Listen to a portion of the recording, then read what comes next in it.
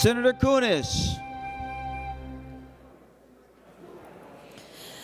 Mr. President, I move that further proceeding under the roll call be dispensed with and the Sergeant at Arms be instructed to bring in the absent members. On that motion, any discussion? All in favor say aye. All those opposed say no. The motion prevails. Members, please stand.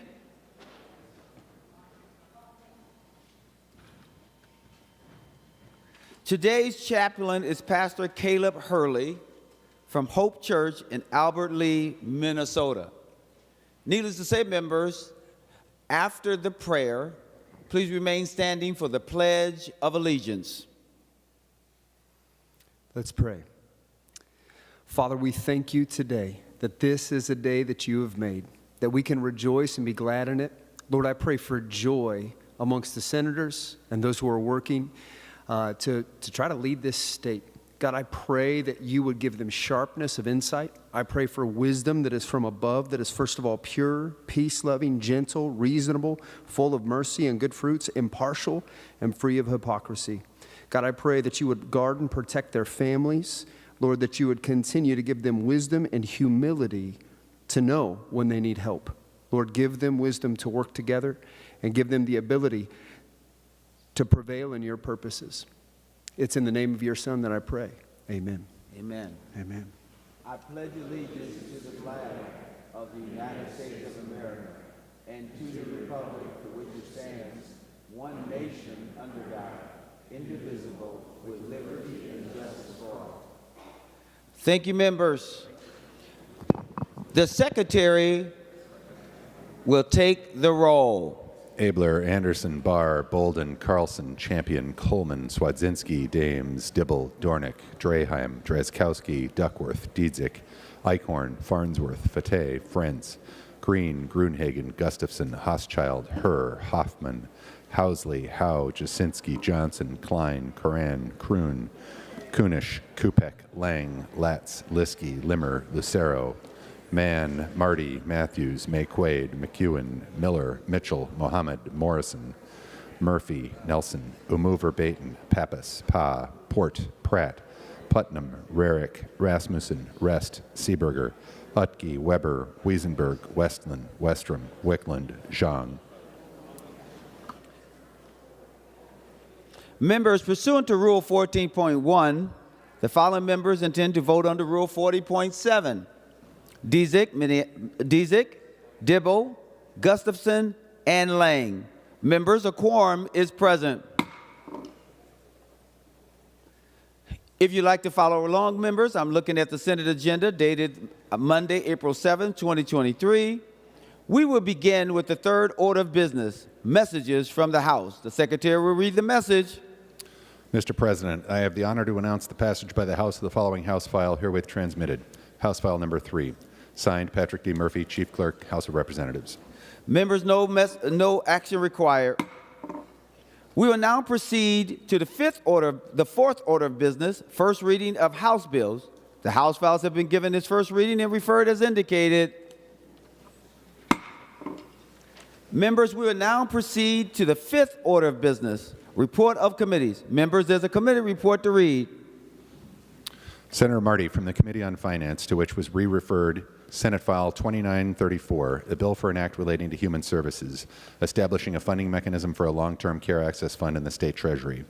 Reports the same back with the recommendation that the bill be amended as follows. And when so amended, the bill do pass. Members, Senator Kunis for a motion to adopt the committee reports. Mr. President, I move the committee reports printed in the agenda be adopted, and I request a roll call. Roll call requested, roll call granted. Any discussion? Seeing none, the Secretary will take the roll.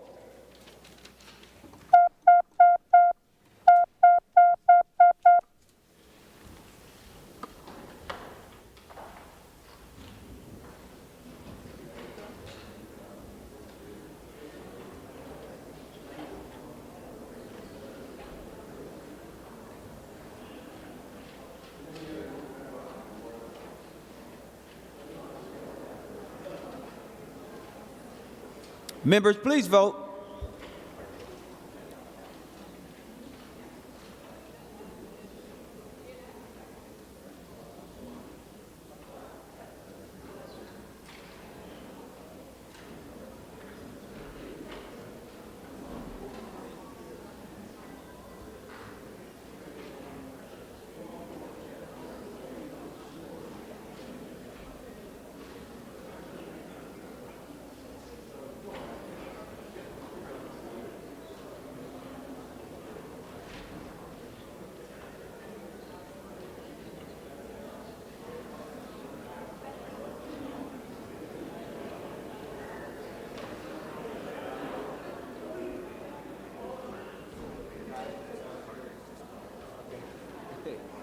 No problem.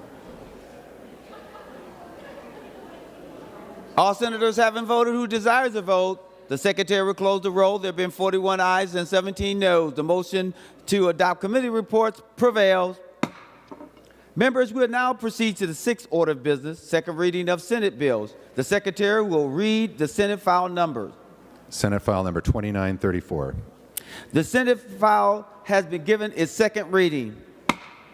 Members will now proceed to the seventh order of business, second reading of House bills. The secretary will read the House file numbers. House file numbers 2073, 463, 1019, and 2204. The House files have been given their second reading.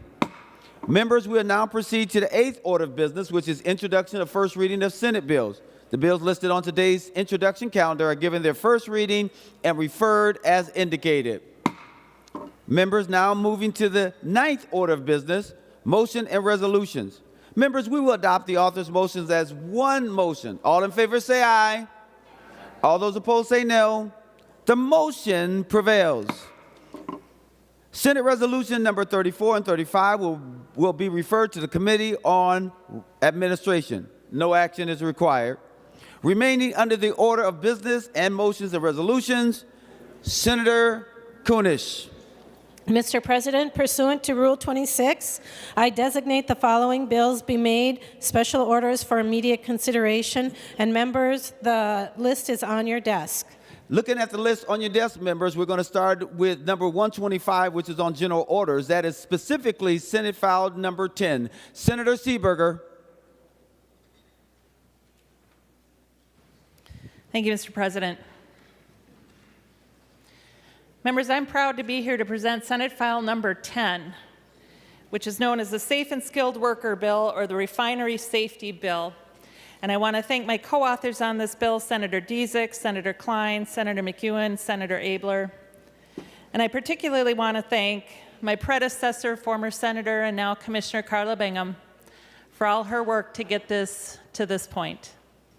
I'm proud to carry this across the finish line for you and for workers in the state of Minnesota. Members, what this bill does is it provides for a percentage of contracted employees of any construction trade to be either graduates or participants in a registered apprenticeship program. And why that is important is because we heard from workers in oil refineries in the state of Minnesota with concerns about out-of-state workers coming in to perform work in these highly hazardous facilities who may or may not be trained to the highest safety standards to be performing this work. That's why this is important. The workers in these refineries saw unskilled workers performing work that put not only the workers in the refineries at risk, but the surrounding communities and neighboring towns, schools, and other communities at risk, and that's unacceptable.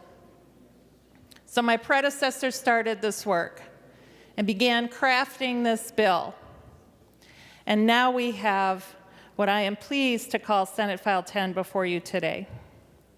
We know that refineries are inherently dangerous facilities, and the stakes are high when it comes to that work. We also know that registered apprenticeships are the gold standard in workforce development regarding not only skill enhancement, but also safety training.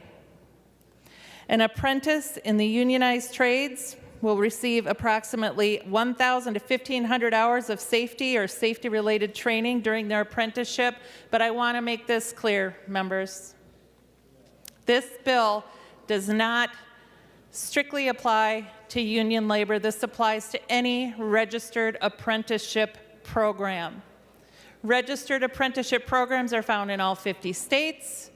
They are also federally recognized registered apprenticeship programs. And it really does represent the gold standard when it comes to worker training and worker safety. I want to talk about why this bill is not only important, but is timely. Just a few weeks ago, there was an incident at the Marathon Refinery in St. Paul Park. Outside contractors were in doing work at this refinery when whatever they did went wrong.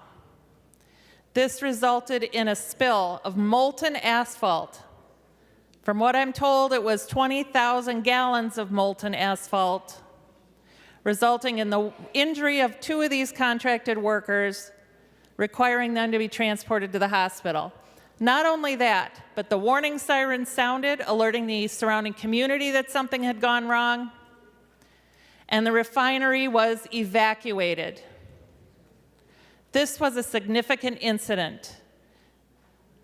Thank goodness it was molten asphalt and not hydrofluoric acid or hydrogen fluoride escaping into the environment, which would have been a disaster. And Mr. President and members, this is exactly what this bill is designed to address. It is designed to ensure that the contracted workers in these facilities are skilled to a level to prevent these kinds of avoidable accidents. We know that ensuring worker safety and public safety is in the clear interest of the people of Minnesota. We also know that recent incidents and worker testimony demonstrates the need to act. And while this legislation cannot guarantee an end to all accidents, it will strengthen the skill and training of contractors at refineries by requiring the use of a proportion of apprenticed workers. Now, what Senate File 10 does is requiring ratios of apprenticed workers that will start small and phase in over time. But this bill also recognizes the need for workability for refineries and includes several provisions to achieve that end. The first is a 48-hour right of first refusal, ensuring that needed work or maintenance is not delayed because a refinery is unable to access a sufficient amount of apprenticed workers. A second is an emergency exception, where any contractor can be used if their work is needed to prevent or stop an emergency on site. Finally, this bill provides that ensuring original equipment manufacturers can still perform maintenance work when needed. And I'm pleased to say this was an amendment that I did accept during committee. And finally, there's a grandfather clause in the effective date for the bill, providing an additional year to adjust for contractors that have a current contract with the refinery. I am grateful to the workers who brought this bill forward. I'm grateful to the workers who spoke out about this issue and the dangerous working conditions that could harm them, their coworkers, the general public, and who are in St. Paul today to support this bill. Mr. President and members, this is a critically important bill for the safety of our refineries, and I ask for your support to finally get this done. Any other discussions on Senate File number 10? Any other discussions? Mr. President. Senator Duckworth. Thank you, Mr. President. I just have 3 simple questions for the bill's author, if she would yield.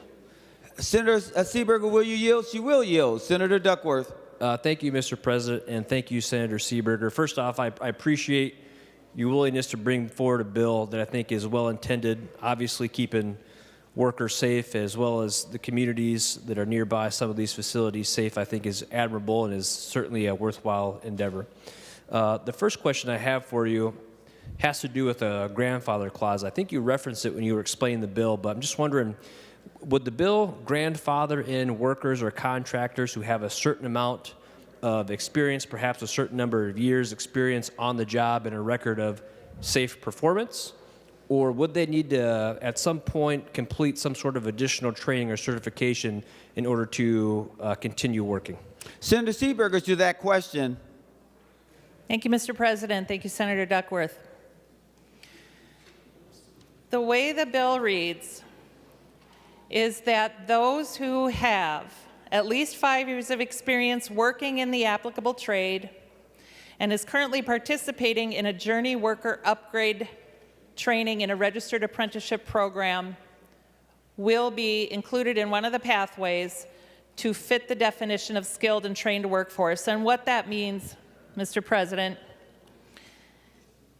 is that each specific apprenticeable trade gets to decide how you advance in that trade.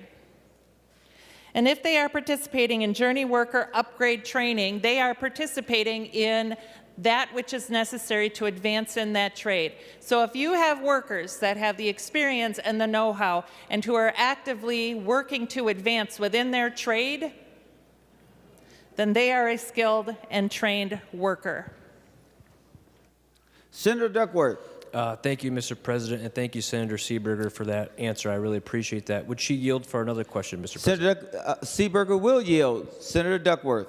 Thank you, Mr. President, and thank you, Senator Seeberger. I appreciate that elaboration. It is helpful. And I wonder, per some of those guidelines or per some of the specifics you just laid out, are there contractors or workers that are currently potentially employed now or doing this kind of work who otherwise may not be able to anymore as a result of this bill if they don't meet some of the specifications that you just listed? Senator Seeberger to the question. Thank you, Mr. President. And my answer to that would be to refer to the ramp-up schedule located within the bill itself. In the first year of applicability, which is by January 1, 2024, only 30% of the contracted workforce needs to meet these requirements. That means 70% of the contracted workforce does not. By year 2, 45% must meet this requirement, and by year 3 and thereafter, only 60% would need to meet this requirement. So my answer to the question, Mr. President, would be that to the extent a worker feels that they are as skilled and as safe as reasonably permits as their counterparts are who have gone through a registered apprenticeship training program, then they certainly can fall under the 40% set forth in this bill. But I also want to point out, Mr. President, that these industries, these oil refineries, demand that those who are working within their walls be skilled to such a level that things like what happened at the Marathon refinery just a few short weeks ago don't happen, that things that happened at the Husky refinery in Superior don't happen. And if it means taking a worker and offering them additional training so that they can develop additional skills, so that they can be as safe as reasonably possible and as skilled as we would expect them to be working in these refineries, then I'm proud to support such a bill that would require such a thing. Senator Duckworth. Thank you, Mr. President. Would Senator Seeberger yield for just one more question? Senator Seeberger, will you yield for just one more question? She will yield. Senator Duckworth. Thank you, Mr. President, and thank you, Senator Seeberger. Again, I appreciate your answer. I think it's apparent that there has been some work done here with various stakeholders to try to come up with something that maybe strikes somewhat of a balance, although I think there are still concerns from some folks that they could potentially find themselves out of a job they've been doing for years, if for some reason they don't make adjustments and then thereby meet the requirements of this bill.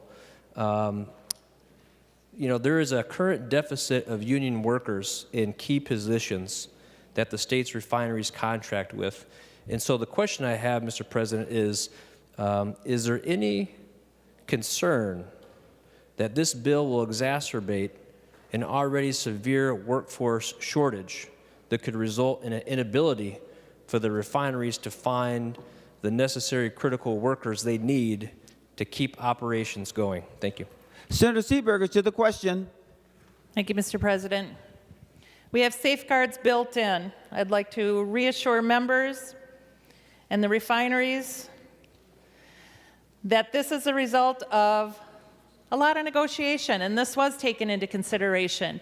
We have a provision that states that if a refinery cannot find a suitable workforce to comply with the terms of this bill after 48 hours, they don't have to. They can continue with the work and hire whoever they need to so that the work does not stop and progress can continue to be made. We also have a provision in this bill that states in emergency situations, then the terms of this bill do not apply. They can hire whatever contractors are needed to come in and address the emergency situation. And finally, I want to remind everyone that at no point does this bill ever provide for a 100% ratio when it comes to outside contractors. So these things have been taken into consideration. They are included in the bill. And a refinery would never find itself in a position of being at the hands of a workforce shortage crisis and not able to get the work done that needs to be done. Senator Duckworth. Thank you, Mr. President, and thank you, Senator Seeberger, for indulging my questions. I found the answers you provided to be very useful. I think as this bill continues to be debated, one of the things that we need to take into consideration is the significant shortage of workers we do have, not just specific to the field we're discussing today, but in general in the state of Minnesota. And any time we're going to pass new laws or regulations, I hope that folks take the kind of consideration that Senator Seeberger did to try to find ways to help alleviate how that might impact some businesses or some critical infrastructure specific to the state of Minnesota. I think, and we'll see how this bill plays out if it ultimately passes, but we can't turn a blind eye to regulations that may have a detrimental impact to the shortage of workers that we have to meet critical needs. And that's why I asked the questions, Mr. President. I appreciate it. Thank you. Any further discussions on Senate File number 10? Senator Dornick. Thank you, Mr. President. I want to thank Senator Seeberger for bringing this bill forward. This is a bill that's been around for a couple years. I want to acknowledge those that came to the hearing and spoke, both for and against. And the first was one of the first bills that came before the Labor and Industry Committee, and there was they filled the House. There was union workers there. There was other workers there that definitely were vested in the outcome of this bill. And I just want to thank them for the work that they continue to do in the refinery. They work hard, and the work they do provides the fuel we need to get our products to and from around this state and other states. And the two refineries, specifically Flint Hills and Marathon, I want to thank them for they're providing the fuel that we need to, again, get our products, goods and services through the state of Minnesota and others. The safety records have been really, really good. They have many awards. Now I just heard about this one just now. Oh, actually over the weekend I heard. And there's both union and non-workers there. Appreciate their work. I do want to talk about the bill. In the exemption part, I know I talked to Senator Seeberger this morning about this, and we are kind of, we just found about this and getting our amendments together kind of quickly. And so she's aware of this amendment. We did do an exemption. So this is concerning the building trades. We know the bill addresses those apprenticeships. And this one is to take those that aren't, have an apprenticeship. And in the California bill, which is a really good model, it's been in force for 10 years, and I was a little disappointed that we didn't use more of their language that has been tried and true for the last 10 years, but they have exceptions to those that aren't needed. On-site workers shall not include, and they have the list. And so with this amendment, it will specify those that aren't included. And Senator, would you like to introduce the amendment, and then you can walk through it? Yes, sorry. Amendment is A21. The A21. Senator Dornick offers the A21 amendment. The Secretary will report the amendment. Senator Dornick moves to amend Senate File number 10 as follows. Page 3, line 20, after the period, insert. This is the A21 amendment. Senator Dornick, now to your A21 amendment. Thank you, Mr. President. So I did want to just say the one amendment that was received in the committee was the exemption for the original manufacturer of the equipment. And so I appreciate the amendment that was taken then. This one just clarifies and adds to that. So the requirements under this subdivision does not apply to the following work at the site of the petroleum refinery. So it has the ship and rail card support, activities, environmental inspection, testing, security guard services, industrial cleaning and safety services, including industrial firefighting. So just to clarify, to give a little bit more language to the bill that helps give the clarification that is needed. Thank you. Senator Westland. Mr. President, I request a roll call. Roll call, requested roll call granted. Senator Seeberger to the A21 amendment. Thank you, Mr. President. And thank you, Senator Dornick, for reaching out and having some conversations with me this morning about this bill. And I appreciate all the insight that you bring as a union worker yourself. I know that we did discuss how best to capture who this bill was intended to encompass. And we did talk about this language. And we talked about the California statute, and since then I learned that a lot of this language was taken from various statutes of other states that have similar bills. For example, California, New Jersey, Washington. And that's having the benefit of prior states having done this work.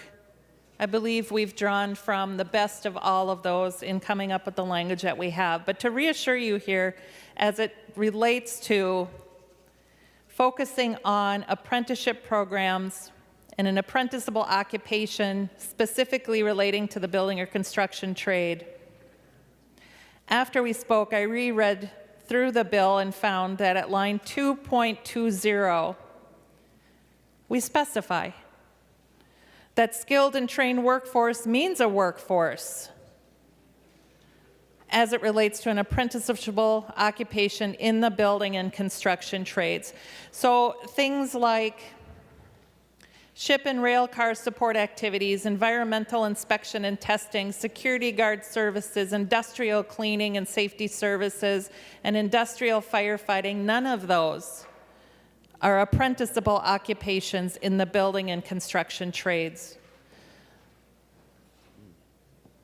Therefore, it would be my position that this amendment is not warranted, and I would ask for members to vote no. Thank you. Any additional discussion on the A21 amendment? Seeing none, the secretary will take the roll.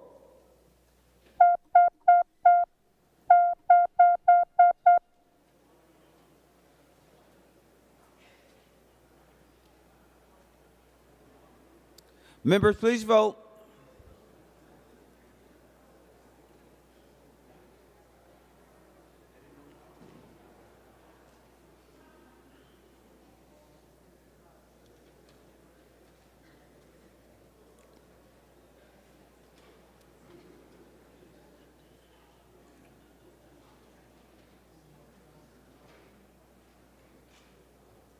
Hey, Jason, who's doing the Rule 40.7? Senator Morrison, for those voting under Rule 40.7. Mr. President, Senator Dibble votes no. Senator Dibble votes no. Mr. President, Senator Dietzig votes no. Senator Dietzig votes no. And Mr. President, Senator Gustafson votes no. And Senator Gustafson votes no.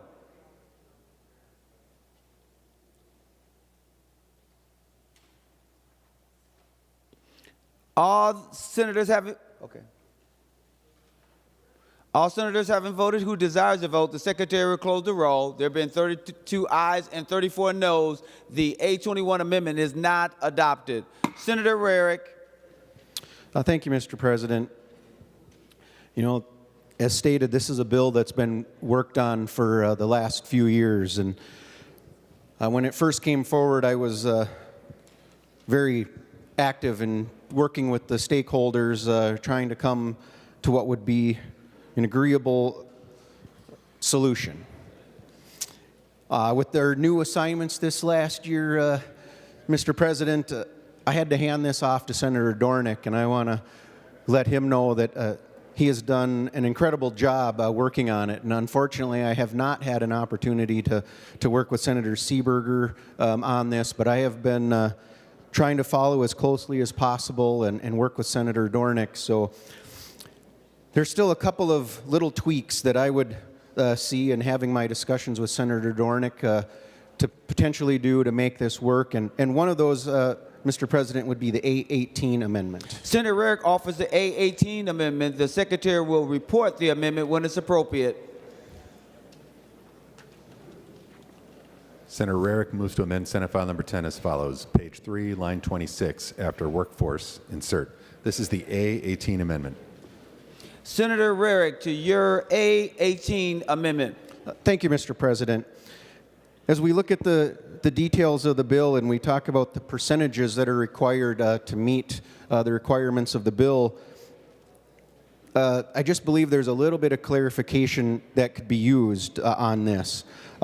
As you would look at the language written, it would appear that you would each employee would be counted the same. This amendment would say that you're going to count them based on their time of service or their experience. So somebody who's had 10 years in the trades would be counted as a higher percentage than someone who has 6 months in the trade. So that we know that as we're talking about experience, training, that we are giving that weight to someone who has that training and experience within the industry. So I would ask that members look at this, consider it, and vote green. Thank you, Mr. President. Thank you. Senator Klein.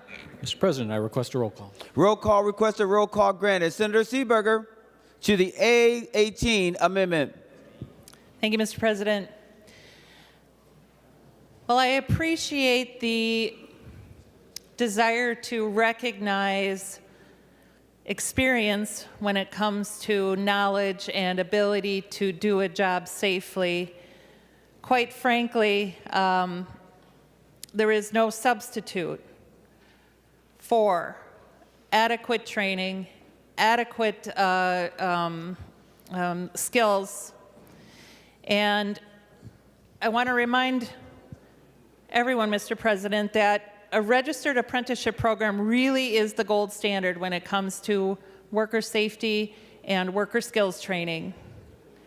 And I would argue that anyone employed in a high hazard facility such as an oil refinery should at the very least have that gold standard.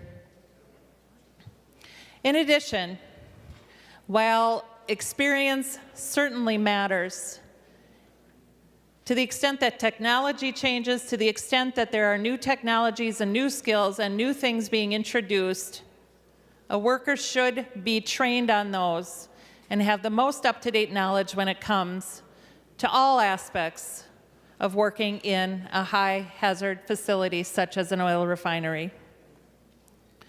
So to the extent that this amendment would attempt to displace the balance that the parties have already reached when it comes to the percentages reflected on lines 3.28 through 330, to the extent that this amendment attempts to alter the requirements in any way, that outside contractors are as skilled and as safe as a registered apprenticeship program would require, then I would ask members to vote no on this amendment because it does not properly take into consideration the safety that's needed. Any other discussion on the A18 amendment? Senator Weissenberg. Thank you, Mr. President. I stand and rise to support this amendment. If someone has 20 years of experience at a job, I would say they have much more experience than someone with 2 years of training. So this would give that person that has that experience some leeway to keep their positions, and that's a true statement. So thank you. Any other discussion on the A18 amendment? Seeing none, the Secretary will take the roll.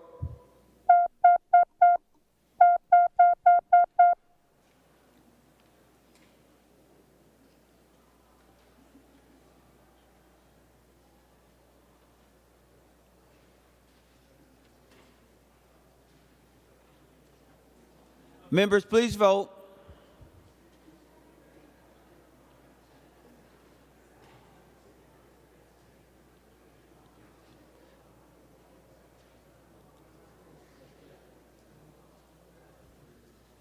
Senator Morrison, for those voting under Rule 40.7. Mr. President, Senator Dibble votes no. Senator Dibble votes no. And Mr. President, Senator Dietzig votes no. Senator Dietzig votes no. And Mr. President, Senator Gustafson votes no. And Senator Gustafson votes no.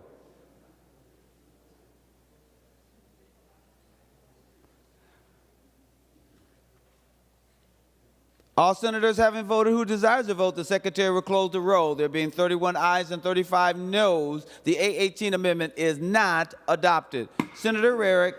Thank you, Mr. President. And with some of the discussion that we had on that last amendment, I would ask if Senator Seeberger would yield to a question. Senator Seeberger, will you yield? Senator Seeberger has nodded and says she will yield. Thank you, Mr. President. You know, we had around that amendment, we brought up the issue of high hazard facilities. And when this bill was originally introduced, it included all high hazard facilities, which would include things like a grain elevator or ethanol plant. Senator Seeberger, can you help us understand why those are no longer in this bill if, according to your statements, it is imperative that the gold standard is used in all high hazard facilities? Senator Seeberger to the question. Thank you, Mr. President. To the extent that a grain elevator or other high hazard facility would like to have such a provision and a bill enacted on their behalf, they are welcome to come to me and I will draft such a bill.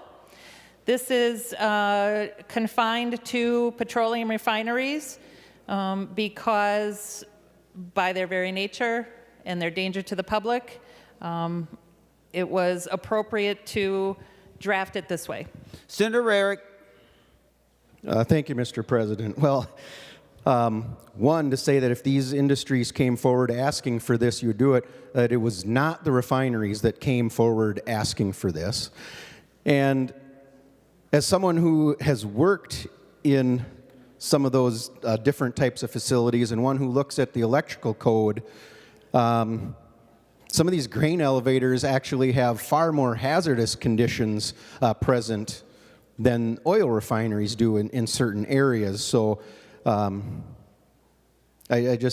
answer to me did not, I think this was more so, this is an industry that folks are more willing to attack, and I think we should be honest that if these are conditions that should be met as stated for all high hazard facilities, then we should be having those discussions. I think we all know why those other facilities were taken out of this bill. Any other discussions on on Senate File 10? Senator Friends. Thank you very much, Mr. President, and thank you, Senator Seeberger, for bringing forth this outstanding bill. Looking forward to working on it and voting yes. Mr. President, to Senator Rarick's question, for those who know, we've worked on grain bin safety, we've talked about elevator safety, and I look forward to joining with any member of this chamber who wants to put forth that type of legislation. Today's bill is about refinery safety, and I'll be a satisfied and proud yes vote.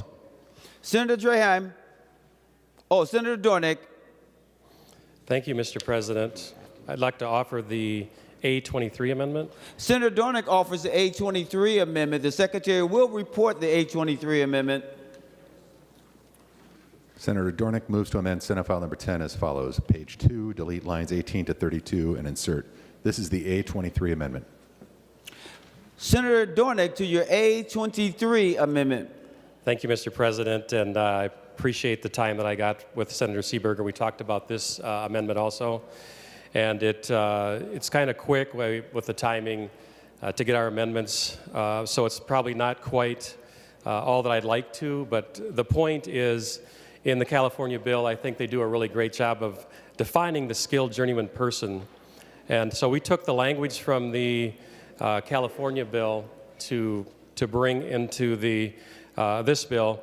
I do want to talk about one specific area, which is the page 2, line 228, It is a amendment that was kind of put on towards the end here. It has at least 5 years of experience working in the trades, currently participating in a journeyman worker upgrade training and registered apprenticeship program in the trade that applies, and has any training identified as necessary. So with this, I've called today many of the stakeholders, both the union representatives, to the commissioner, assistant commissioner actually, and trying to get clarification of what exactly does it mean, journeyman upgrade training, and not exactly sure, so I want to kind of solidify that as we have training, upgrades, continuing ed for many contractors, licensed contractors, realtors, and different of that sort, insurance agents, to have a continuing ed. So this amendment addresses that to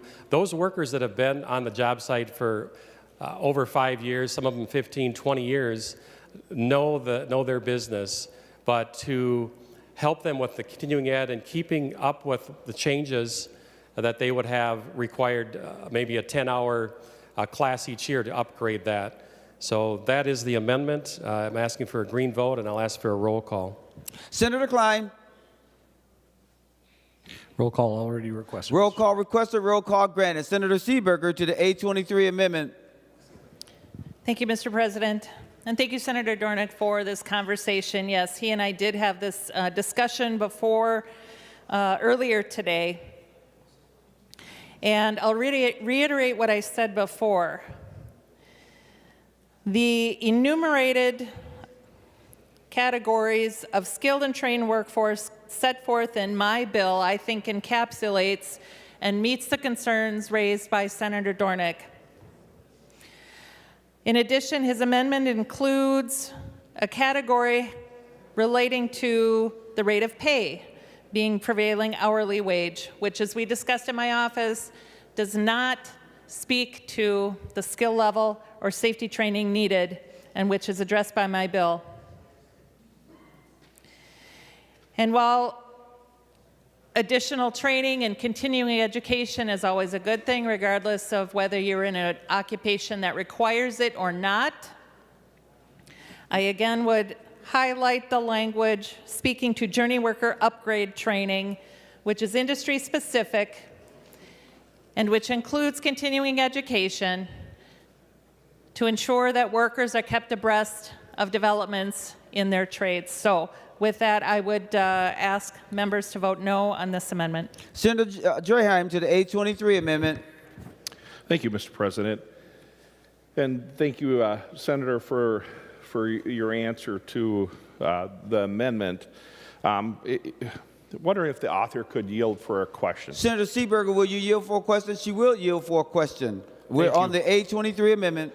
Correct. Yeah. And I think the A23 gets to what I would describe online probably 2.29, 2.28, has at least 5 years experience working in the trade and currently participating in a journeyman upgrade training. And to me, my question before this amendment came forward was, what is that? You know, do we have a definition of that? And are we just going to leave that up to the trades? If we're going to pass this and enact this relatively fast, it would be nice to have some kind of tighter definition of that. So my question is, what is the program currently? If we're going to enact this in a few months, 6 months, more or less, what is that, and how long would it take to set up if there isn't something already defined? Senator Seeberger to the question. Thank you, Mr. President. Journey worker upgrade training is specific to each trade in and of itself. And to address the concern that this has moved quickly, it has not. This has been in the works now for 2 years, 2+ years, and available for negotiation and discussion since that time. What this bill does is it does not mandate journey worker upgrade training in any profession, but recognizes those who are a part of journey worker upgrade training as those who are already participating in continuing education and studies for the betterment in their career. This is industry specific. If you have a person who has been in the trades for 5+ years, has been working toward a journey worker designation, they are by definition working to improve their skill set, improve their knowledge, improve their ability to do their job. And that's not the job of this bill to define for each individual trade what that consists of. Senator Draheim. Thank you, Mr. President, and thank you, Senator, for your response. So really, we don't even need that language in here then. There is no upgrade training program for people that have had 5 years. You have to do the same program that everybody else has had, is kind of what I'm hearing. And I guess if the author would yield for one more question. Senator Seeberger, will you yield for one more question? She will yield for one more question. Senator Draheim. Thank you. Who approves of the program, the training program? Senator Seeberger, to the question. Thank you, Mr. President. Any apprenticeship program that's registered with the state would determine how to award journey worker designation. Senator Draheim. And who approved, if the author would yield for another question? Mr. She President? will yield for a question. Senator Draheim. So who approves those programs? Senator Seeberger. Registered apprenticeship programs are approved by DLI. Senator Draheim. Thank you. I have a bunch more questions, but they don't really relate to the amendment. I will hold off until after the amendment's done. Thank you. Senator Dornick. And Senator Dornick, I just want to make sure that no one else wants to ask a question because you're going to be the last voice that we hear before we vote. Any other questions on the the A23 amendment? Senator Dornick, before we vote. Thank you, Mr. President. Well, this bill has been around for a long years, but there's been some changes just in the last few weeks. And this part right here is new in the last few weeks. And I like the amendment as far as the experience. Still not quite clear on what exactly that upgrade training is. I know Senator Seeberger answered partially the question, but I'm still not quite sure what that means. And I guess I'd like some clarification. That's a concern I have, and that's what I was trying to find out most of this morning, what exactly this means. So I'm still concerned about the lack of clarity in this. And I'm not necessarily saying that my amendment is necessarily the answer, but this one here is concerning to me that we don't know exactly what it means. With that, I ask for a green vote. Thank you, Mr. President. The Secretary will take the roll.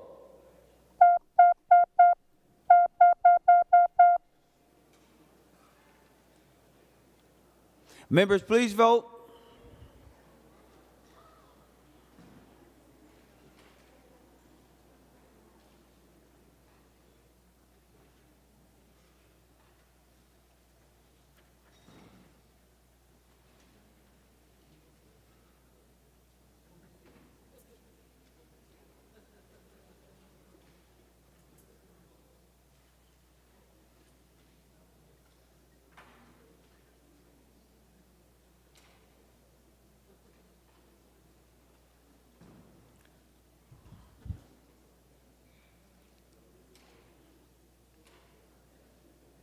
Senator Morrison, for those voting under Rule 40.7. Mr. President, Senator Dibble votes no. Senator Dibble votes no. Mr. President, Senator Dietzick votes no. Senator Dietzick votes no. And Mr. President, Senator Gustafson votes no. And Senator Gustafson votes no. Senator Jasinski, for those voting under Rule 40.7. Thank you, Mr. President. Senator Lang votes aye. Senator Lang votes aye. All senators having voted who desires to vote, the Secretary will close the roll. There have been 32 ayes and 35 nays. The A23 amendment is not adopted. Senator Draheim. Senator Rarick. Thank you, Mr. President.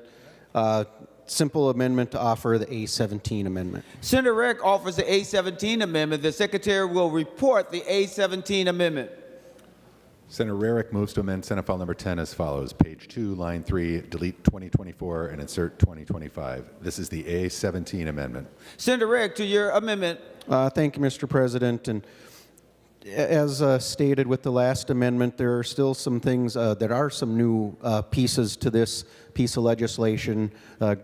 The two refineries are still trying to completely understand what the impacts will be for some of the projects that they are planning.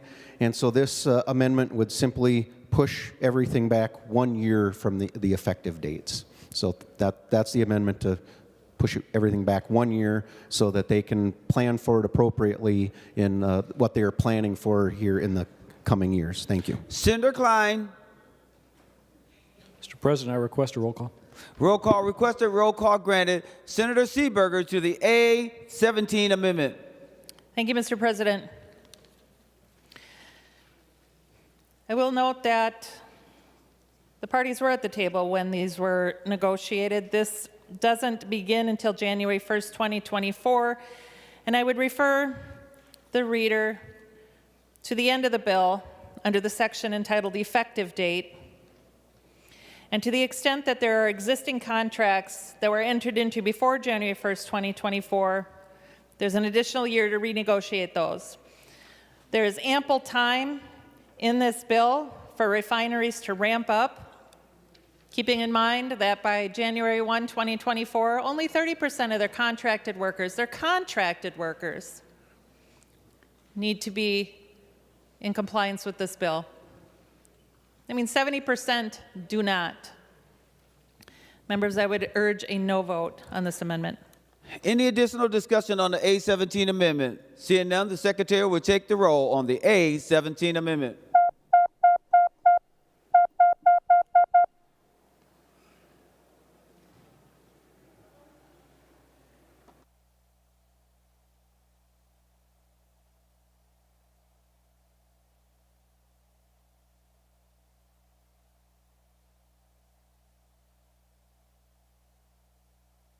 Members, please vote.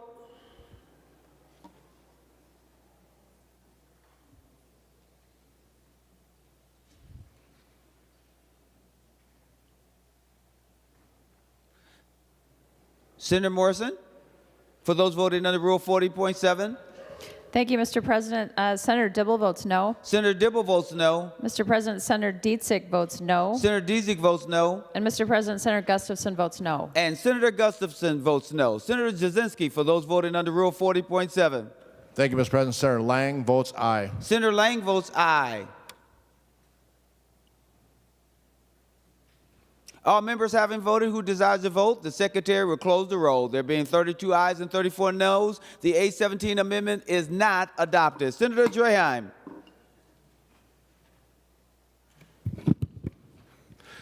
Thank you, Mr. President. Members, I'd like to talk a little bit about numbers. When we look at the safety of different industries, refineries are actually one of the lowest rates of injuries across the spectrum of different types of jobs. So that holds true here in Minnesota, and it holds true nationally. So when we look at all the manufacturing type jobs in Minnesota, it's a little below 1%. When we look at all types of jobs, manufacturing jobs, it's closer to 3.5%. When we look at different sectors, we have, I think probably the most notable to me, or the thing that stood out to me the most, was the healthcare sector. You heard me right, Mr. President, the healthcare sector. So per 100 full-time employees, the refinery industry has a 0.5% incident rating. The healthcare industry has a 4.5%. Yes, 4.5%. And here, we're going to penalize people that work in this industry. For those of you who don't know, most of the jobs we're referring to here are a period of time when they come in with thousands of workers to work on the plant. They might have 3,000 workers come in a very skilled and very planned out method to repair and replace different pieces of the refinery. And in this bill, we're going to penalize those workers that have a good safety record. So, Mr. President, I would like to offer the A20. Senator Draheim offers the A20 amendment, and the Secretary will report the A20 amendment. Senator Draheim moves to amend Senate File Number 10 as follows. Page 5, after line 7, insert. This is the A20 amendment. Senator Draheim, to your A20 amendment. Thank you.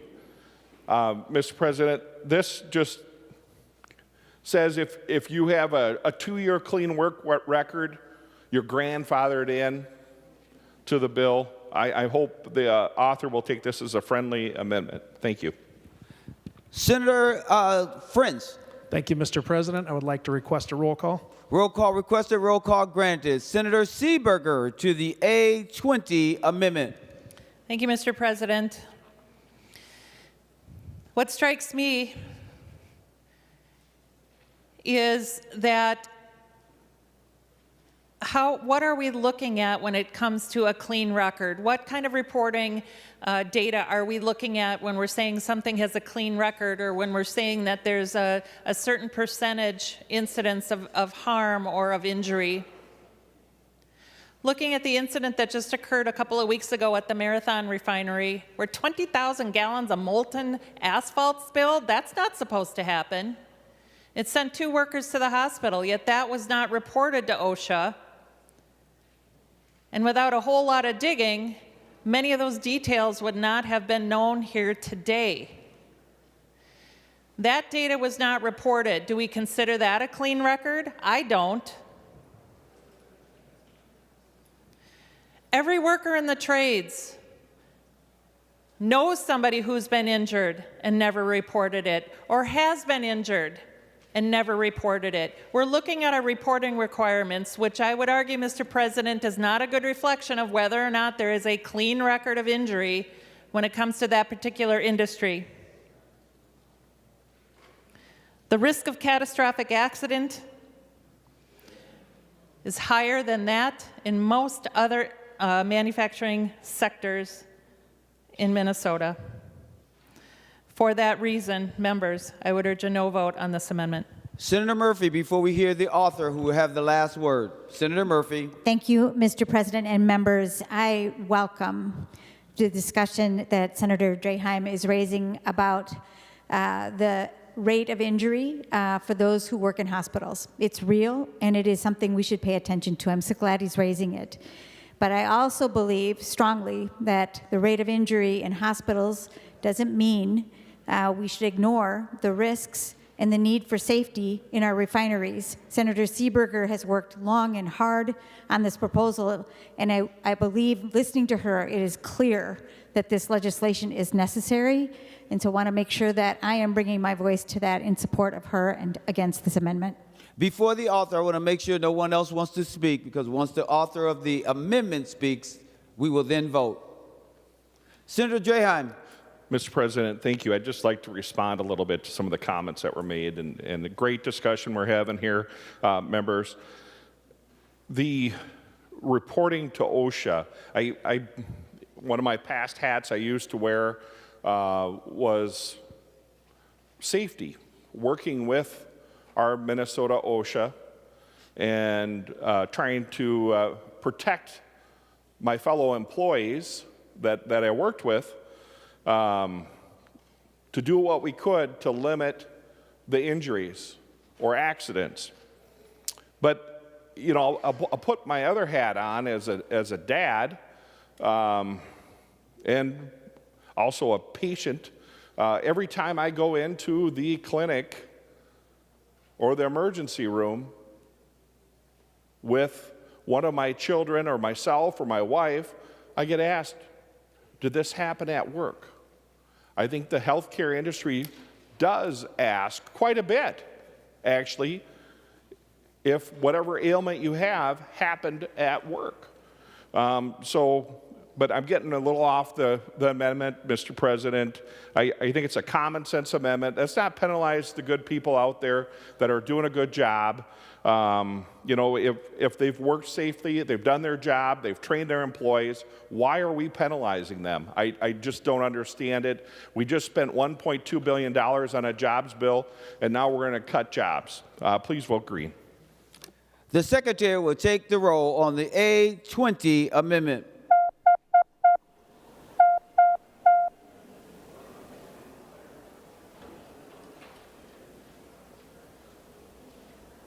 Members, please vote.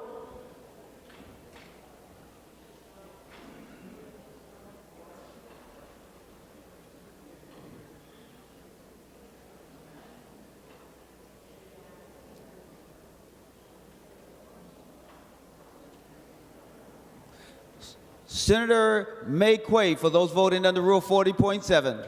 Thank you, Mr. President. I report that Senator Dibble votes no. Senator Dibble votes no. I'll report that Senator Dietzick votes no. Senator Dietzick votes no. Thank you, Mr. President. And Senator Gustafson votes no. And Senator Gustafson votes no. Senator Jasinski, those voting under Rule 40.7. Thank you, Mr. President. Senator Lang votes aye. Senator Lang votes aye. And thank you, Mr. President. Senator Miller votes aye. And Senator Miller votes aye.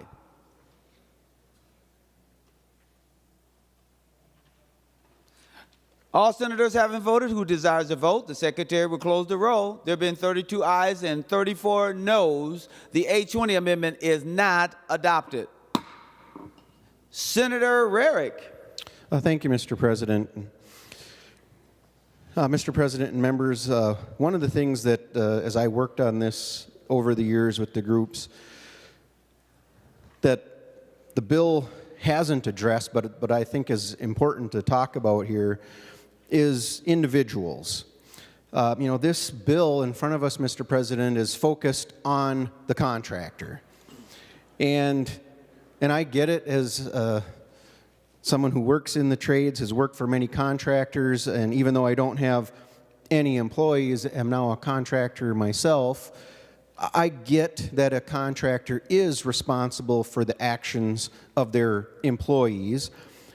And in today's world, Mr. President, we're seeing companies in the construction world focus on safety. And one, it's because they care about their employees, but two, their insurance rates are dependent on it.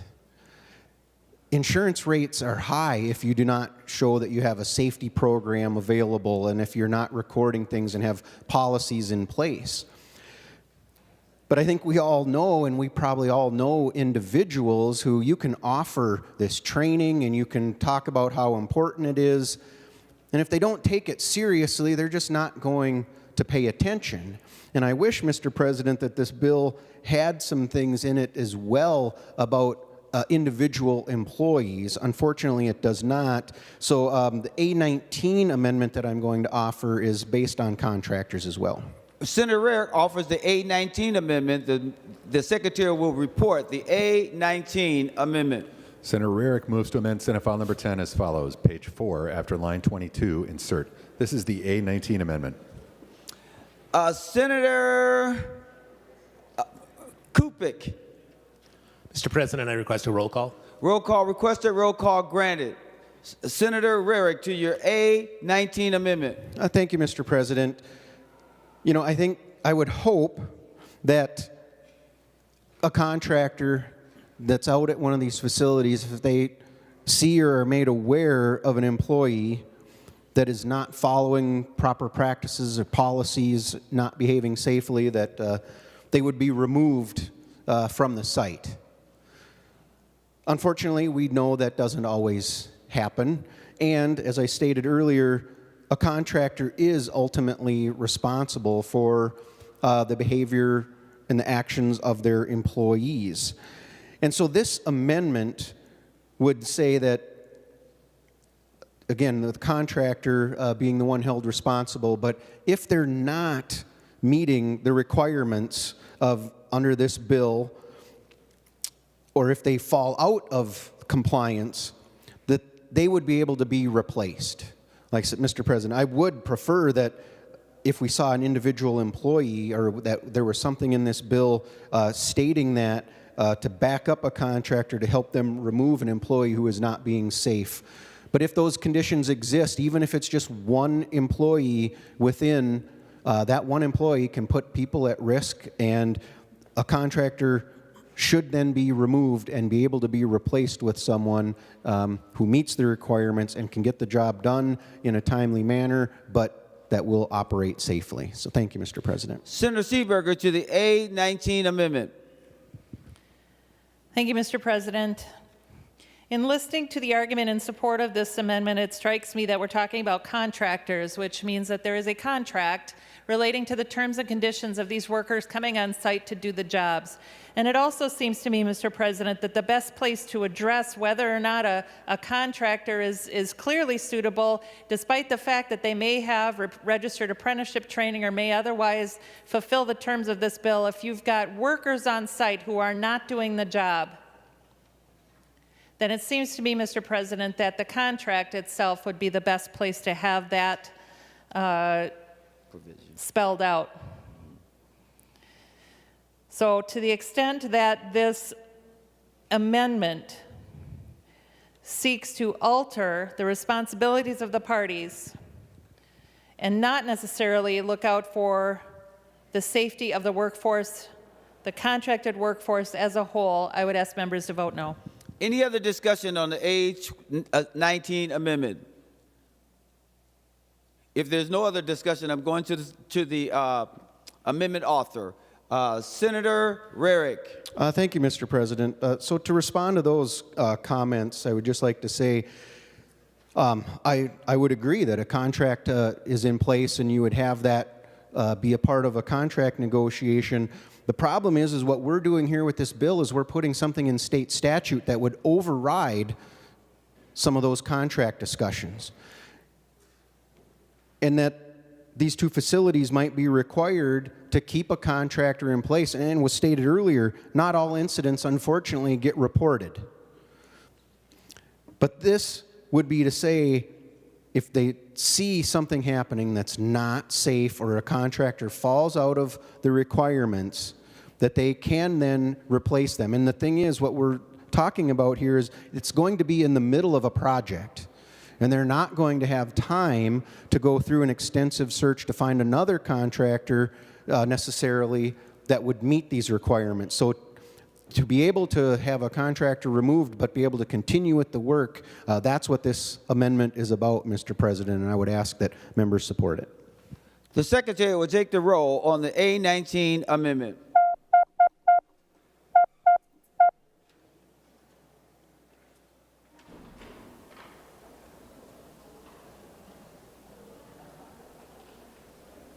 Members, please vote so we can move expeditiously.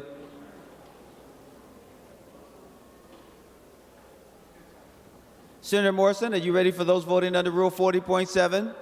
Thank you, Mr. President. I am. Senator Dibble votes no. Senator Dibble votes no. Mr. President, Senator Dietzig votes no. Senator Dietzig votes no. And Mr. President, Senator Gustafson votes no. And Senator Gustafson votes no. Senator Jasinski, those voting under Rule 40.7. Thank you, Mr. President. Senator Lang votes aye. Senator Lang votes aye. Thank you, Mr. President. Senator Miller votes aye. And Senator Miller votes aye.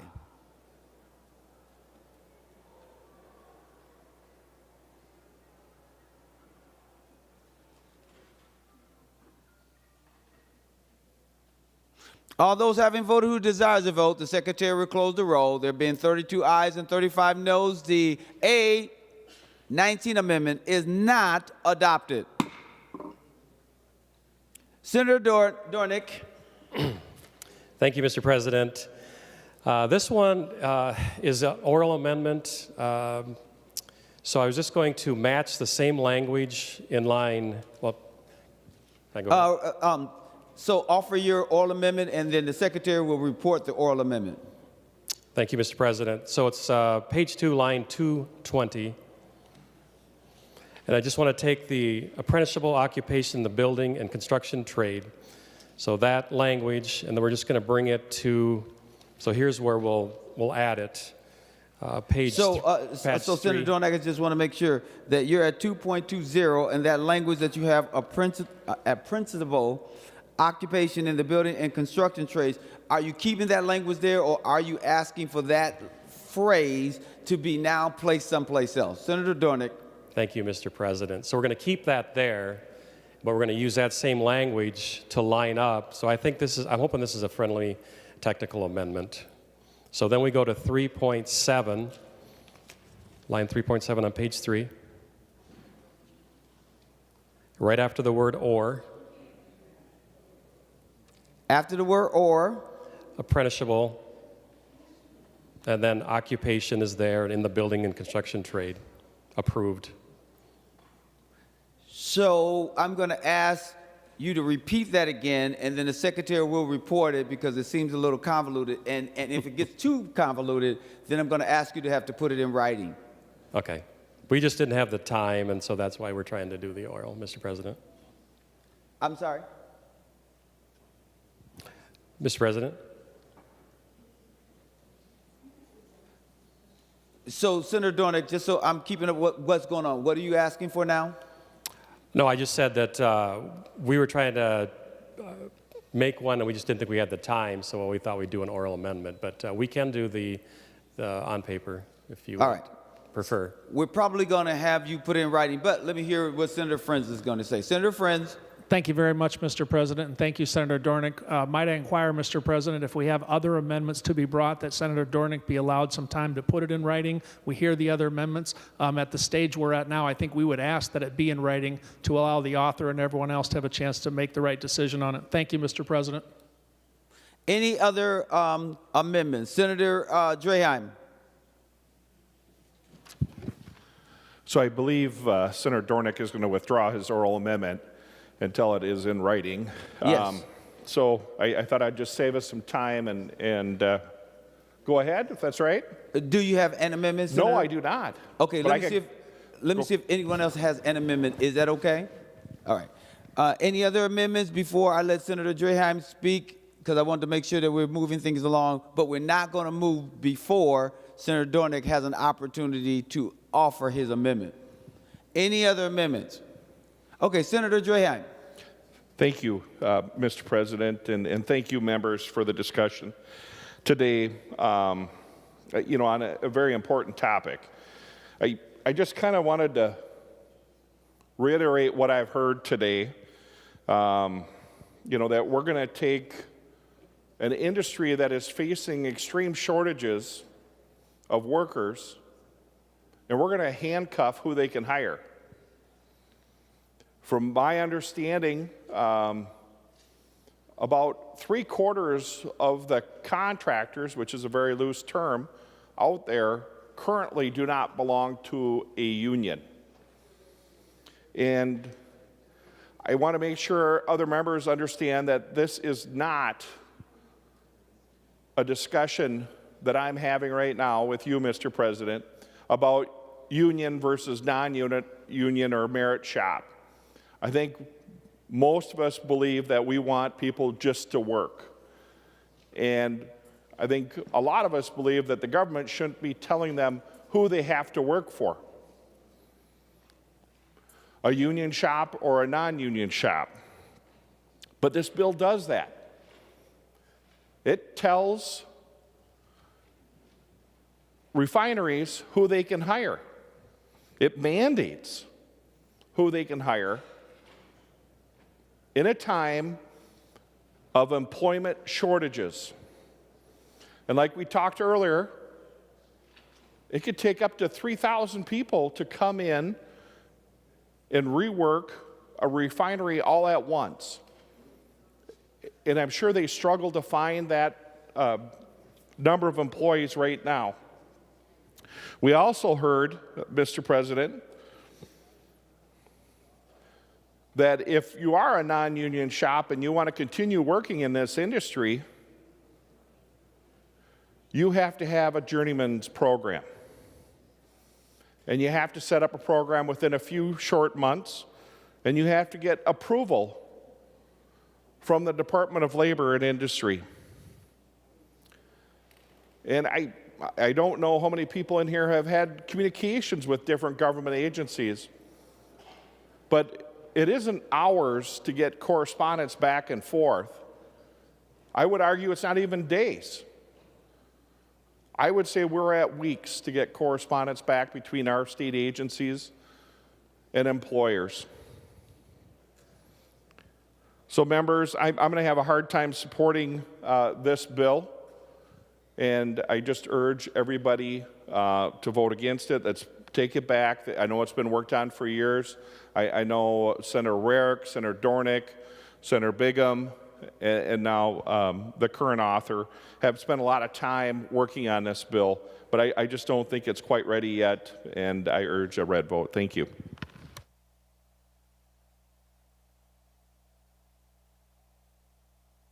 Members, we're still waiting for the amendment, so here's what I'm going to do. So why don't you just, which you seem to do a good job of, just chat with each other for a couple of minutes, and then I'll come back.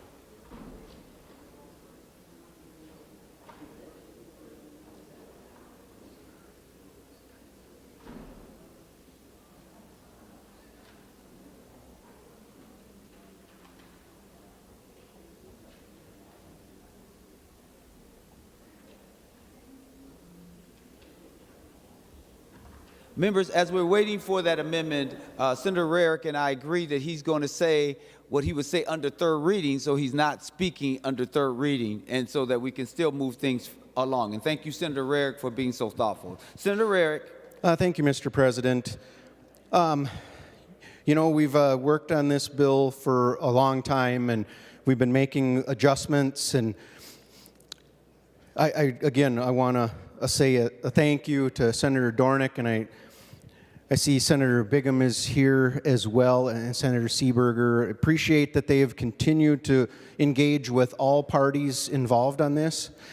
And, you know, I am hopeful that after this passes, that folks are going to continue to be willing to work with us. I think we offered a few amendments that, given some time, we're going to need some form of that to do some tweaking. So I hope the groups are willing to continue this discussion. If we see some issues with this being put into place, some tweaks that need to be made, you know, I hope that we can continue to engage, continue to have the conversations, and be open to some adjustments that might be needed. I think we all want to see safe work conditions, not just in our refineries, but in all high hazard facilities and just all job sites across the state of Minnesota. So I appreciate everyone who is engaged in this, who has worked so hard, and you know, the willingness of the stakeholders to come together. I think at the beginning, when this first came forward, that was not happening.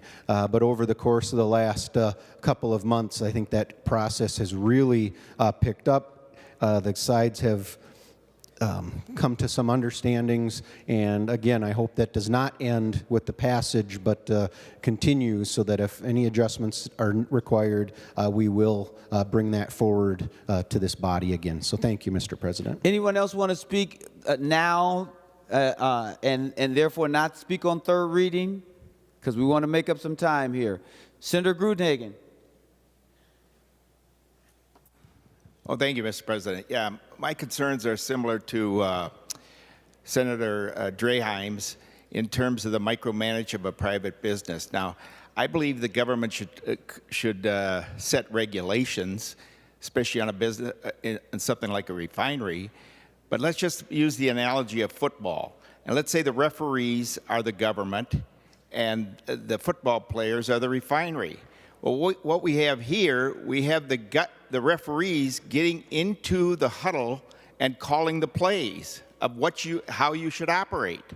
And that never works out well in the long run. So, I served on the Labor Committee with Senator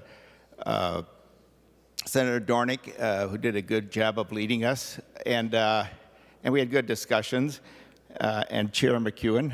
And so many of the bills, we got the referee going into the huddle to call the plays, okay? And that just isn't going to work out well in the long run. We've got to allow private business the flexibility to meet the needs of their situation. And we're talking about thousands of workers. So members, I know a lot of effort has gone into this bill, but I do think we should vote no and send it back. It does need some additional work. And let's have government be the referee, not get into the huddle and call the plays. And that's unfortunately the way the Democratic Party is taking us. Thank you, Mr. President. Any other statements before we get the other amendment? It looks like we might have it.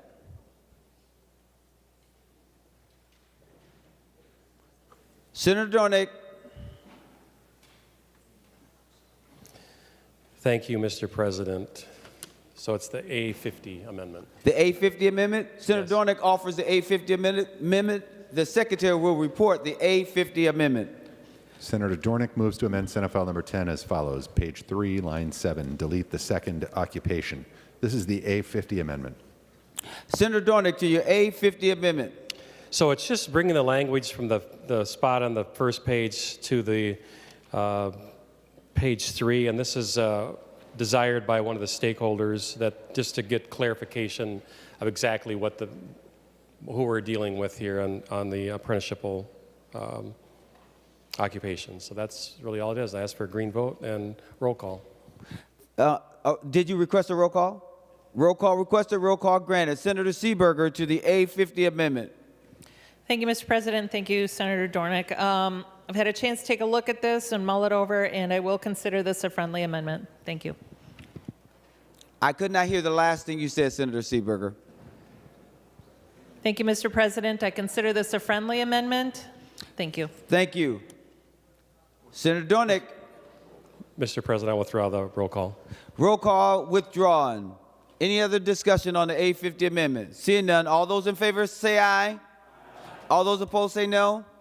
The A50 amendment is adopted. Third reading. Senate File Number 10, a bill for an act relating to labor and industry, providing for the use of skilled and trained contractor workforces at petroleum refineries. It looks like the only person for third reading will be the author, Senator Seeberger. Thank you, Mr. President. I bring this bill because we shouldn't have to wait for a catastrophe to act.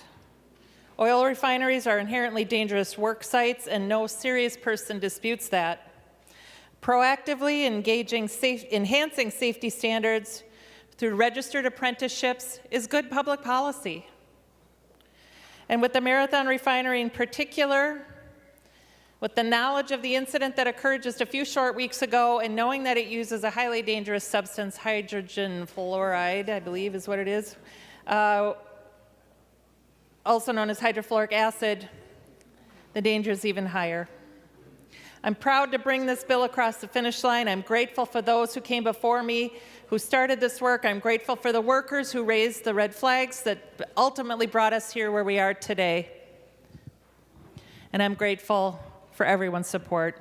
I urge a green vote. Thank you. The Secretary will take the roll.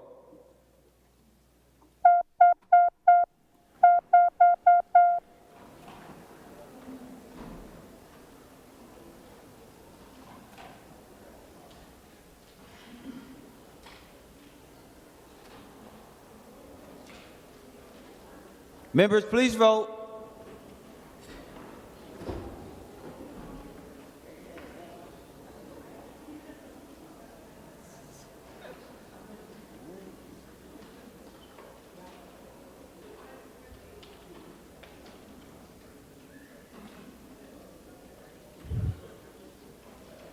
Senator Morrison, those voting under Rule 40.7. Thank you, Mr. President. Senator Dibble votes yes. Senator Dibble votes aye. And Mr. President, Senator Dietzig votes aye. Senator Dietzig votes aye. And Mr. President, Senator Seeberger, excuse me, Senator Gustafson votes aye. And Senator Gustafson votes aye. Senator Jasinski, for those voting under Rule 40.7.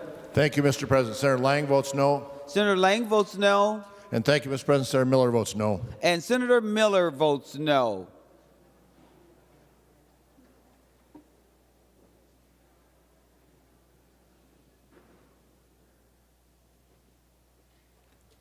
All senators having voted who desires to vote, the secretary will close the roll. There being 39 ayes and 27 noes, the bill is passed and its title agreed to. Members, we're still under special orders. We are now moving to number 167 on general orders. That would be House File 999. Senator Hurd, this is the Omnibus Legacy Appropriations Bill. Senator Hurd.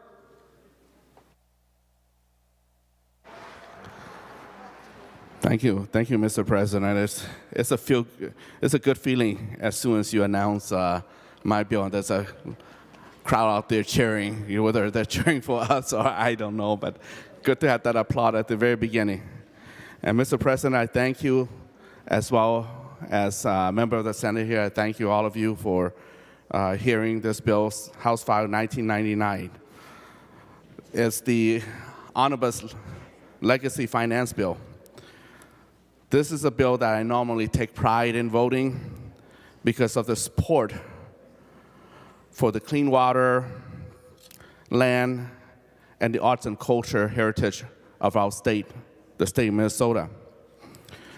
The Legacy Fund makes Minnesota true to our value, our environmental value, and the cultural expression as the land of blue sky water, Minnesota.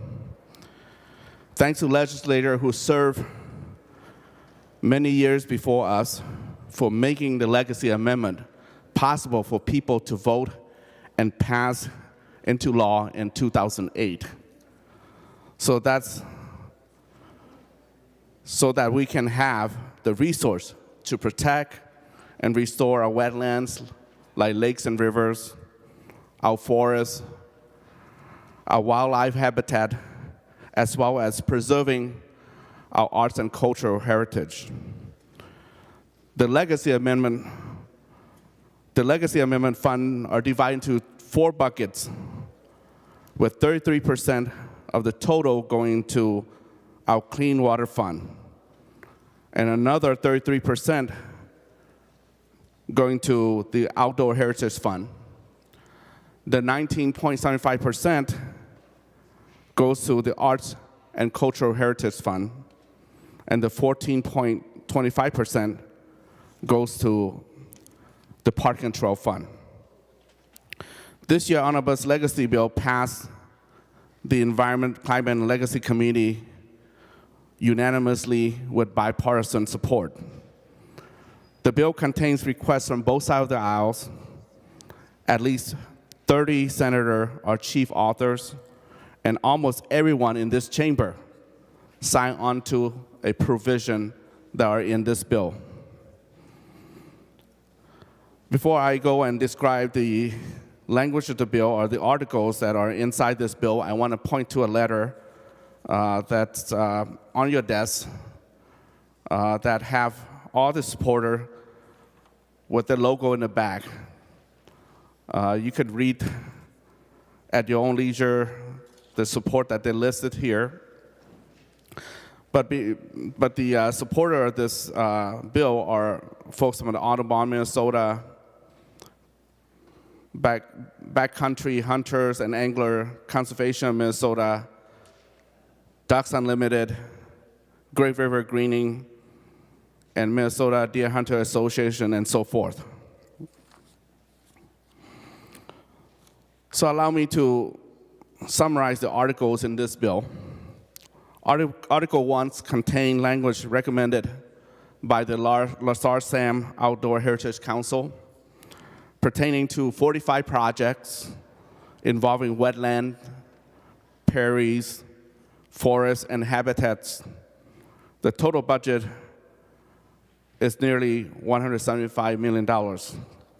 Article 2 is the recommendation of the Clean Water Council for protecting, enhancing, and restoring water quality in our lakes, rivers, streams, and groundwater.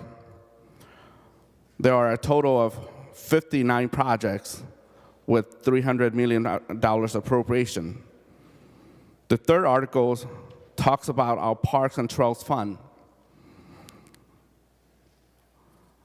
where we uphold the 40-40-20 agreement and charter DNR and Met Council as fiscal agent, and also follow the recommendation of the Greater Minnesota Regional Parks and Trail Commission. The budget under this section is $130 million. Just a little details of the 40-40-20 agreement. This means that 40% of the dollars go to Metro Regional Parks and Trail.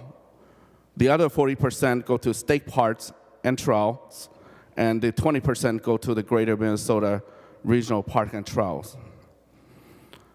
Under this article, we also include extension of 2 previous projects, one in St. Cloud, presented by Senator Putnam, and one in Sandstone, requested by Senator Rarick. Now to Article 4. Article 4 describes the Arts and Culture Heritage Fund appropriation. While we retain the 47% standard that goes to our Minnesota State Arts Board, we also make sure that we line item culture, identity, and heritage project. Roughly about $5 million is named to cultural programs from historically underrepresented communities. And another $8.9 million is available for competitive grant process. The total budget under the cultural heritage, arts and cultural heritage, is about $195 million. Grants under this section have been and will be made available through the Department of Administration, Historical Society, the Minnesota Humanities Center, and the Minnesota Indian Affairs, and our state's Arts Board.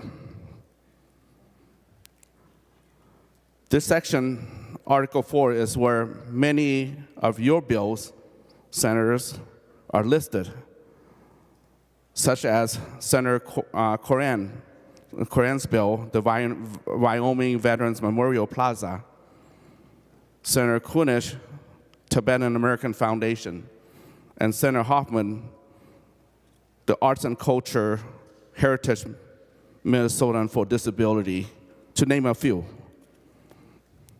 Article 5 gives direction to our agency who may be fiscal agency or grantor to the project in order for them to have transparency and accountabilities. This pretty much sum up the articles. I also want to make a note for everyone that according to the existing statutory requirement for the legacy amendment, each fund mentioned is left with 5% balance on the bottom line as carryover.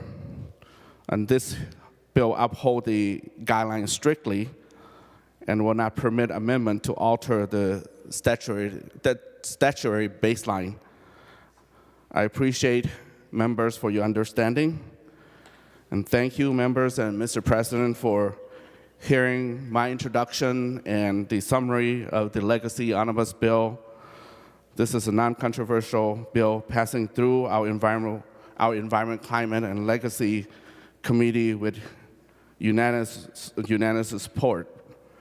Now, I ask for your green light, every senator, for this bill so that we can pass it out of the Senate here, and I thank you all in advance. Senator Green.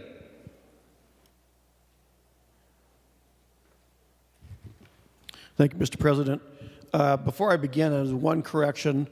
I did not vote for this out of committee. It was a voice vote, and my voice might not have been heard, but I did not vote for the bill out of committee. The legacy bill, we're in year 15 of it, which means we have about 10 years left. And over the years when I've worked on this, I've tried many times to get some provisions in it that would add protections to the taxpayers, because this fund has grown to over $800 million every biennium. So it's not a small amount of money. And I think that people deserve to know where it goes. And one of the problems with the legacy amendment is that in most of these areas, and especially in the arts, there's not a lot of transparency.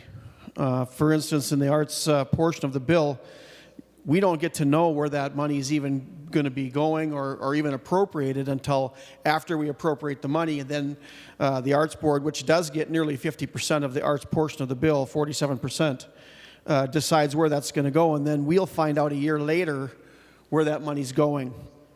And so I can't tell you where the money is going to be going because they haven't appropriated yet, but I can point out a couple of things that were approved in the last biennium.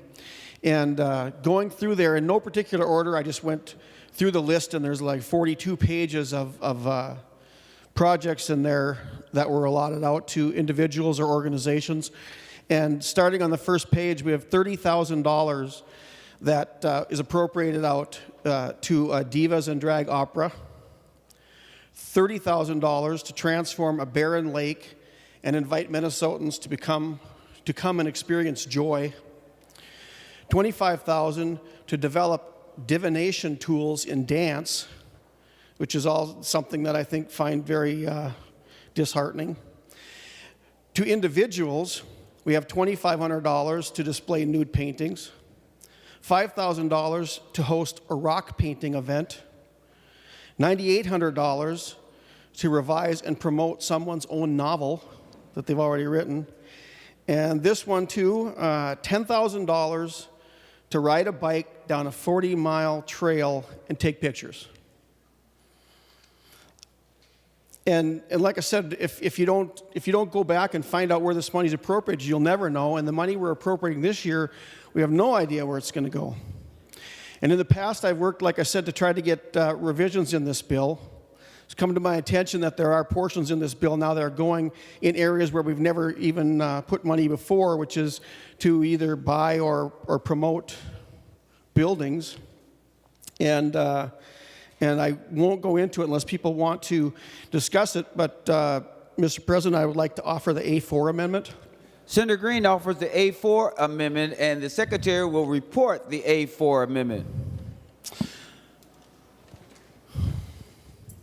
Senator Green moves to amend House File number 1999, the first unofficial engrossment, as follows. This is the A4 amendment. Senator Green, to your A4 amendment. Thank you, Mr. President. I'm going to drop back just a little and not only explain the amendment while people are looking at it. The one portion that I mentioned, the $25,000 for divination tools in dance.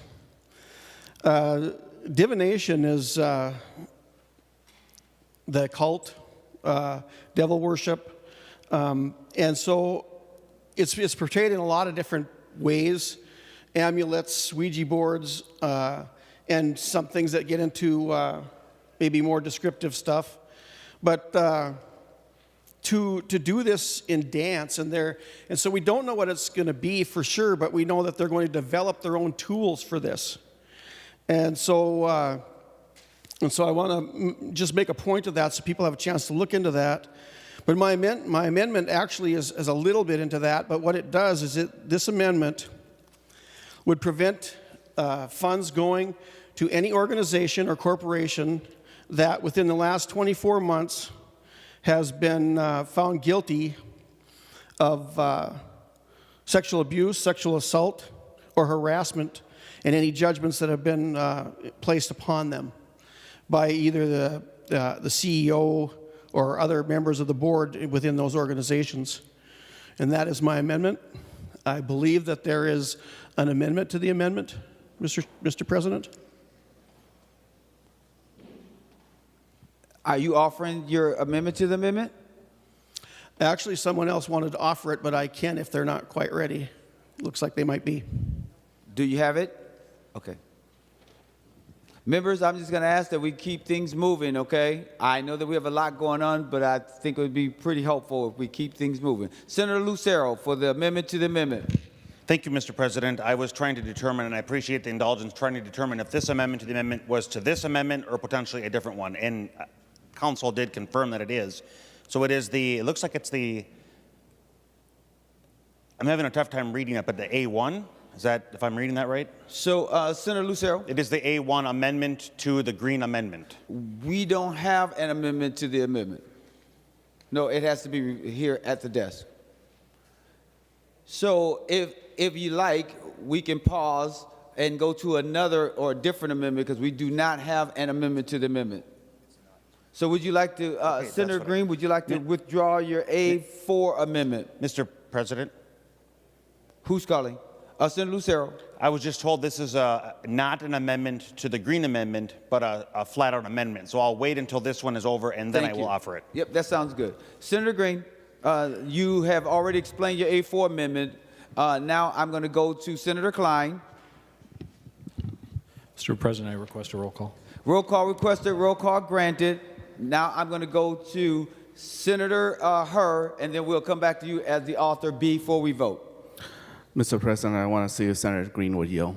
Senator Green, will you yield? He will yield. Senator Hur. Senator Green, I read this amendment, and my understanding is this is regarding sexual harassment judgment against organization that's known for the last 24 months, right? It's not the future 24 months, but the last 24 months. Am I right on that, Senator Green?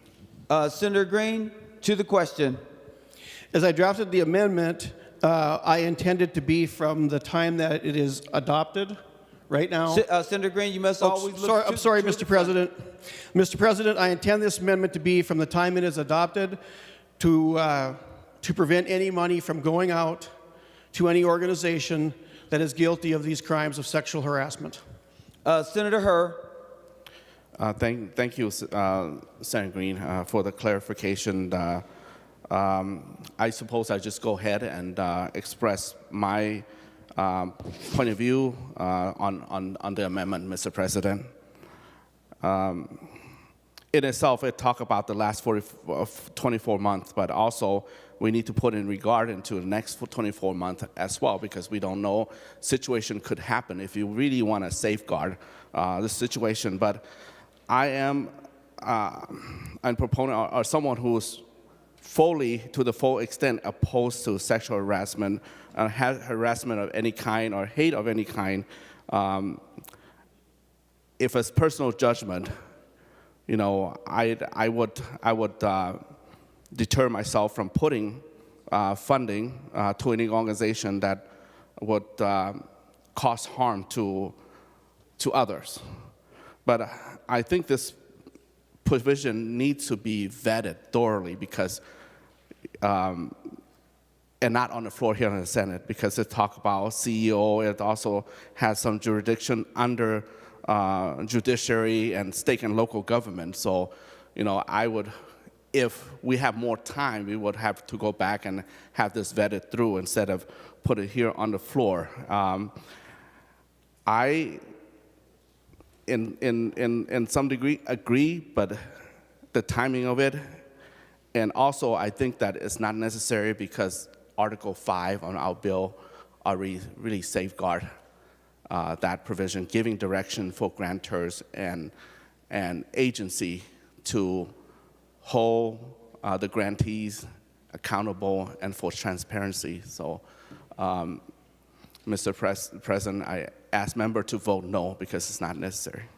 Any other questions or discussion on the A4 amendment before we vote? Senator Latz. Mr. Chairman, or Mr. President and members, I would concur with Senator Hur's comments. This is a rather complex matter that would be appropriate for the Judiciary Committee to vet. I would also note that just in the language here, any individual holding these positions If they were individually found to have a civil judgment against them, and it also appears that it doesn't limit itself to such a civil judgment being related to their service in the capacity as a principal, president, executive director, CEO, or CFO.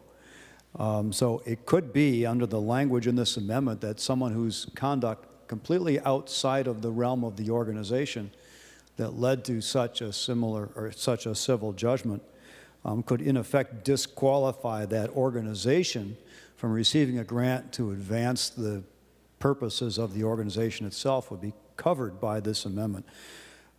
So even if one were to conclude that it was good public policy, and I'm not sure that it necessarily is, to deprive an organization of funds to do what the organization does because they've had an incident that resulted in a civil or criminal liability relating to this kind of abhorrent conduct, even if that were the case, it's still a very poorly drafted amendment, and I would encourage members to reject it. Any other discussion on the A4 amendment? I want to make sure that there's no one else, Senator Green, before you speak, because we want you to be the last voice on your A4 amendment. Any other? Nothing. There's no other. Senator Green. Thank you, Mr. President. I'll address a couple of those concerns. First of all, if you read through the bill, which seems like hardly anybody does, you'll find that there is an organization in the bill right now that is guilty of this. So it is in there. Furthermore, this is not a new idea. If the language in the bill already protected for this, I wouldn't have had to bring this amendment forward. It does not. We talk about vetting, and this is exactly what I was talking about earlier. We don't know the vetting because the grants are led out by other organizations besides the state, besides the legislature. So this is the perfect place for this amendment. And so this is what we're supposed to be doing here, is protecting our money, protecting our taxpayers in this. And in this case, protecting against illicit behavior towards citizens. And in some cases, children, this could fall into. And just in closing, Mr. President, I will say that this exact amendment was brought up in the House, and it was adopted with only 13 people voting against it. There's nothing to vote against. I can't even understand why anybody would consider not supporting this amendment that adds a protection into a growing fund that we say is for everybody across Minnesota. So if a roll call has not been asked for, I'd ask for a roll call, and I'd ask for a green vote. A roll call has already been requested, and a roll call has already been granted. The Secretary now will take the roll on the A4 amendment.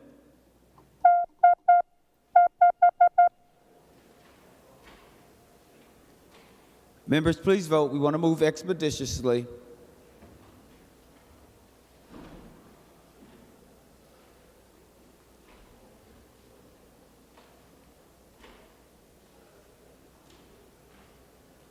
Senator Morrison, those voting under Rule 40.7. Thank you, Mr. President. Senator Dibble votes no. Senator Dibble votes no. Mr. President, Senator Dietzig votes no. Senator Dietzig votes no. And Mr. President, Senator Gustafson votes no. And Senator Gustafson votes no. Senator Jasinski, those voting under Rule 40.7. Thank you, Mr. President. Senator Lang votes aye. Senator Lang votes aye. And thank you, Mr. President. Senator Miller votes aye. Senator Miller votes aye.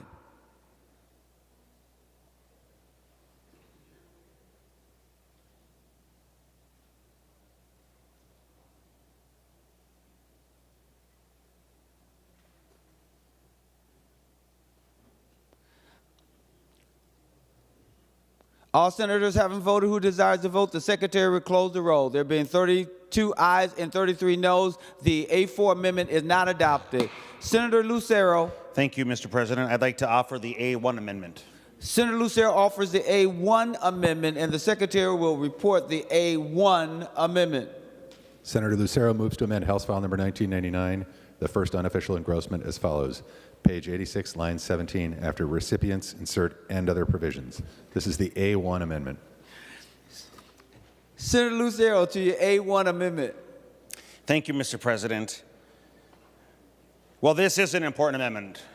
because as I was listening to Senator Green describe some of the dollars that had been given out in the past, it does shock the conscience. And one of the previous recipients of these dollars used them for divination, and that shocks the conscience. And I'm a strong believer, as I think everybody in this chamber is, Mr. President, that the arts and culture are incredibly important, but there has to be boundaries. So what this amendment seeks to do is to prevent dollars flowing to promote the occult, divination, and different variations of that, necromancy, soothsaying, Satanism, demonology, or something that falls along those same categories, pedophilia. We do not want any of these vile, abominable practices to be practiced or have dollars used to promote them. So with that, I would ask for a roll call and a green vote. Roll call requested, roll call granted. Senator Hurd to the A1 amendment. Mr. President, been here 10 years. This is the second session that I'm in the Legacy Committee. Now I am the chair. Last session, which is a 2-year session, I was a minority lead, and I learned from that experience. I also have been paying attention to the time when Senator Cohen was the chief author of this bill within his finance chair, but I have not received report of which agency or which grantee has used this money toward all the section. Necromancy, divination, those are almost foreign language to me. Satanism, and I would hope that grantee or grantor will not permit this. And in the past, we kind of put competitive grant as a large amount. And so we authorized the grantor to evaluate them. This time we do it better. This time we put provision in place, as I mentioned earlier, Article 5, to give direction to our grantor that beside their usual process, if they get confused, they can look at Article 5 and will guide them to the right direction so that we don't get projects that lead to this belief or direction. And for the 10 years that I've been here, I had not heard vividly of which agency that received the money and on this. But I have explained well enough the language of the bill. I wholeheartedly trust the grantor, the agency that will be the fiscal agent, to do their work. But because of concern within our legislator here, we decided that we should put stronger language in front of us, and that's Article 5. And putting other language beside that, to me, is like an old say, we're beating the dead horse. So I would encourage folks to vote no, because it's not necessary for this bill. Thank you. Senator Kupik. Mr. President, I request a roll call. Roll call requested. Roll call has already been granted. Senator Latz. Mr. President and members, the language in this proposed amendment is rather shocking in its breadth, because it would actually prohibit any arts or cultural organization that would receive a grant from putting on any program that opposed all of the listed topics there, the listed activities. If it opposed soothsaying or pedophilia. So an organization that opposed sexual harassment or abuse or assault, that wanted to put on an educational program that said how bad pedophilia is, would not be able to use these grant funds to do that. Also, quite candidly, the language regarding a cult would get rid of an awful lot of Shakespeare's plays, including Hamlet. So I'm not sure that the Guthrie would be able to use funds granted out of this funds for its current production of Hamlet, which is one of the most renowned and well-respected plays in the history of the English language. So I just, and there's one other thing. For those of us who actually believe in freedom of speech, this, and especially when it comes to the arts, this amendment would open up a real slippery slope for starting to put guardrails around freedom of speech, especially in the artistic community. Where will it end? Members, come up with your own list of things that you would like to add that you would not like to see an art organization attack or address or consider or cause us to start thinking about. Members, this is, I think, a terrible amendment on so many different fronts. We ought to resoundingly reject it to ensure our own freedoms. Any additional discussion? The last voice, Senator Green, and then we're going to the author, and then we're going to vote.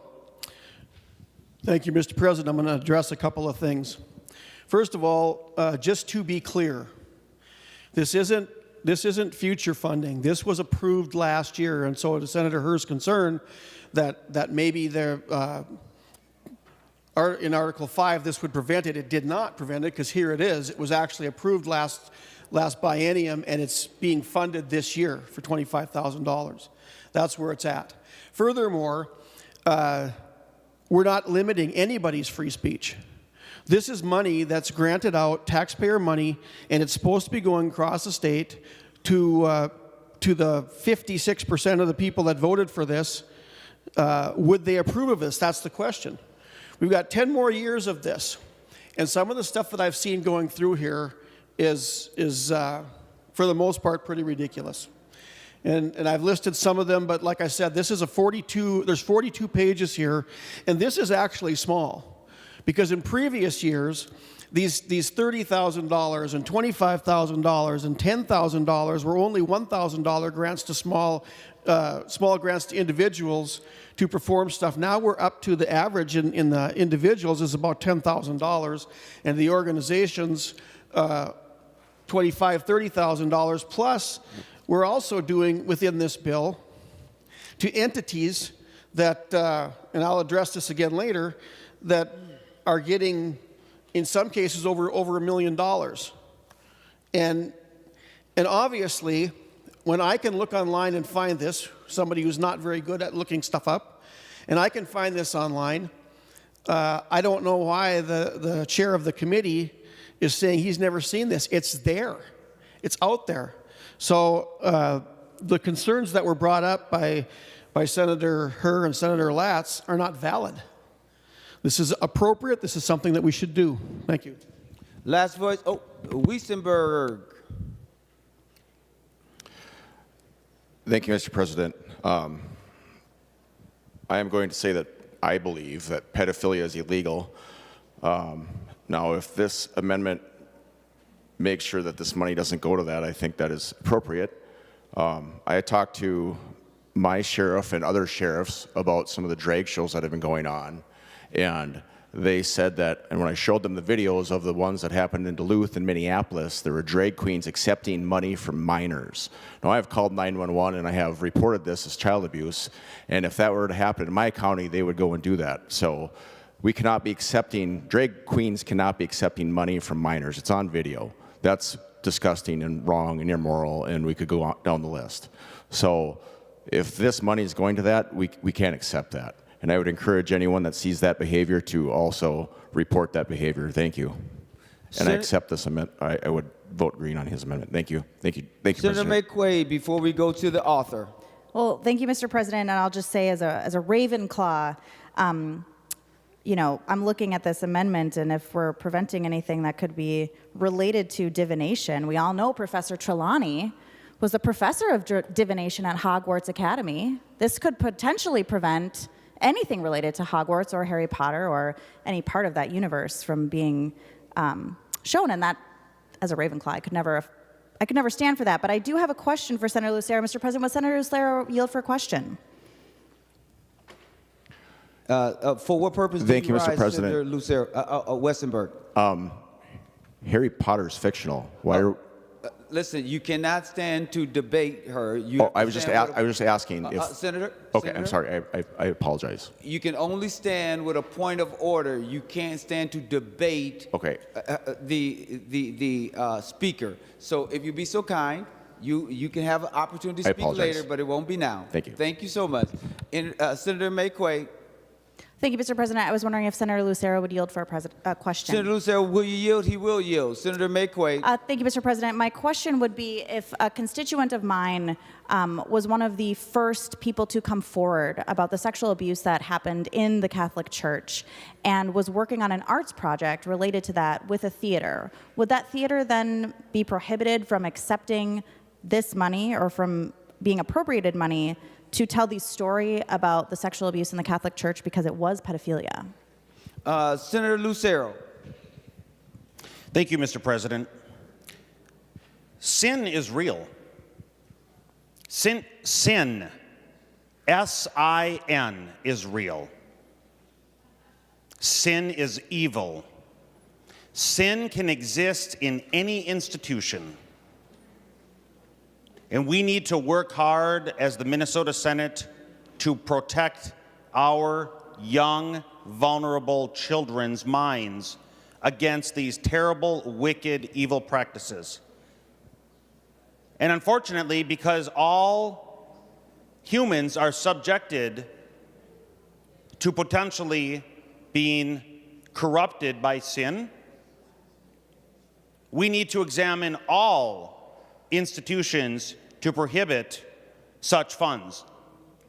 There are practices out there that seek to groom and corrupt the minds of young children to engage in sexual perversion. And those wicked people manifest themselves in many different areas of our society. One of those areas that they have manifested themselves is in the areas of the arts. And I want to make sure that taxpayer dollars do not fall into the hands of these wicked, vile people that push sexual perversion, gender confusion, that might come to our Capitol and in displays of abomination parade themselves around the rotunda. And I do not want pictures, plays, theater, sculptures, or any other type of art to be used to channel the occult, to promote the occult or any of its variations, Satanism, and the wicked, evil practice of grooming young children, such as pedophilia. And so for that, Mr. President, I would highly encourage a green vote so that we can make sure that taxpayer dollars go to healthy forms of culture and the arts instead of wicked, evil, dark practices. Thank you. Senator McQuaid. Well, thank you, Mr. President. And just to reground us in my question was if I had a constituent who was one of the first victims to come forward about the sexual abuse in the Catholic Church, and they wanted to be part of a production that was telling the story about that sexual abuse in the Catholic Church, could that theater company be appropriated money to do so? And I didn't hear an answer in there, but the answer would be no, the plain reading of this law or this amendment. Money appropriated from the Arts and Cultural Heritage Fund in this act must not be used for any activities related to, is what the amendment said. So everything that Senator Lucero does not want to see, there could be no arts productions against those things. In fact, I heard the word wicked used a few times. It probably couldn't go to organizations that literally host the musical Wicked, because there are things that happen in that beautiful, beautiful musical that might be related to this. So, members, Senator Latz earlier made a very fine point, but this is weird. It doesn't do anything that the senator wants it to do, and really, it's just more in line with banning the things that are artistic, that bring stories to life in multiple ways. And we do not want to go down this line of banning certain kinds of things, like books, art, musicals, that tell stories, that inform people, that give us new ways to look at things and new ways to understand things. So, members, I urge you to vote no on this amendment. Senator Grudenhagen. To the A1 amendment. Yep. Thank you, Mr. President. Yeah, I just think it's an interesting argument that is used, especially in the arts, that when they're funded with taxpayer dollar, they have freedom of speech. They have freedom of speech, okay, just like the rest of us. But when we give hardworking taxpayer dollars to a particular individual or organization, we have a right to put restrictions on that, okay? I mean, that's not, I don't think that was intended by the framers of our Constitution or even the people of the state of Minnesota, that, hey, when I get your taxpayer dollars, I can just do anything I want with it. No, you can't just do anything we want. We have a right to have oversight and restrictions on what you can do with that. And so I think that's a false argument that's being put forward as far as controlling freedom of speech for the arts. And I could give you several examples across our nation that it was used for perversions rather than the intent of arts. So, members, I would encourage a green vote on this amendment. Thank you. Senator Hurd, we were going to the author of the amendment for the last word. So can you be brief?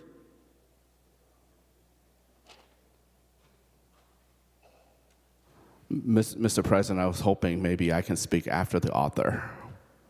No. Okay. The way we do the amendments is that the author of the amendment is the last one who speaks to the amendment.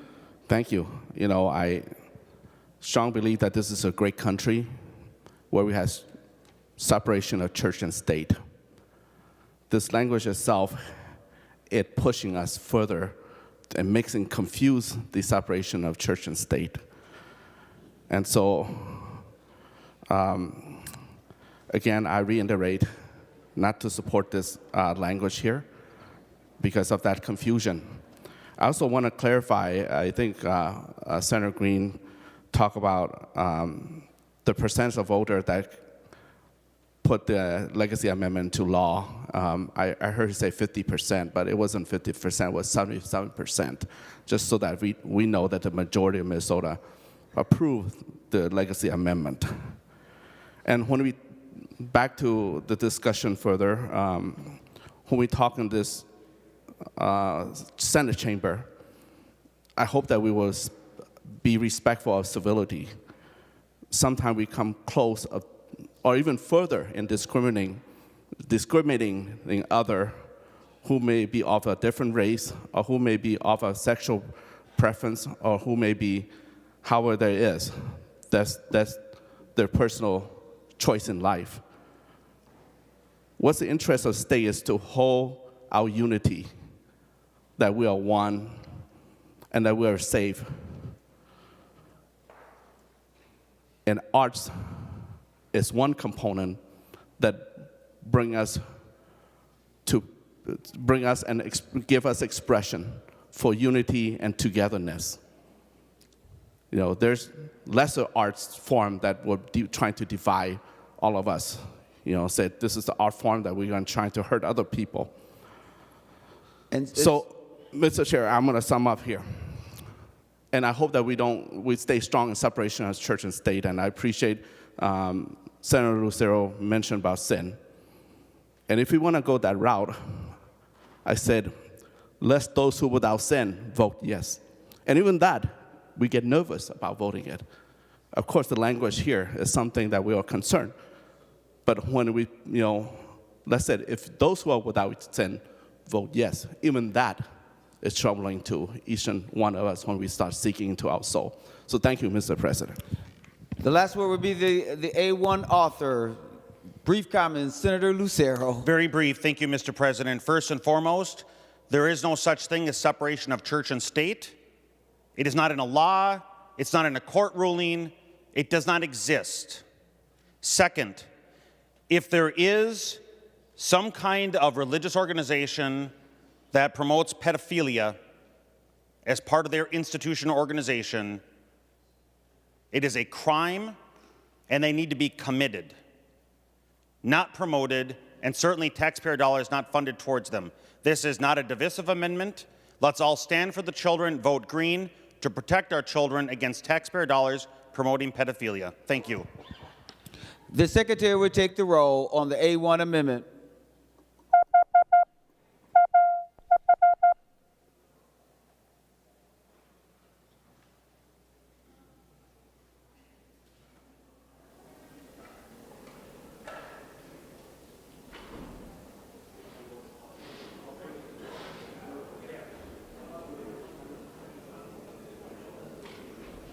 Members, please vote. Senator Morrison, those voting under Rule 40.7.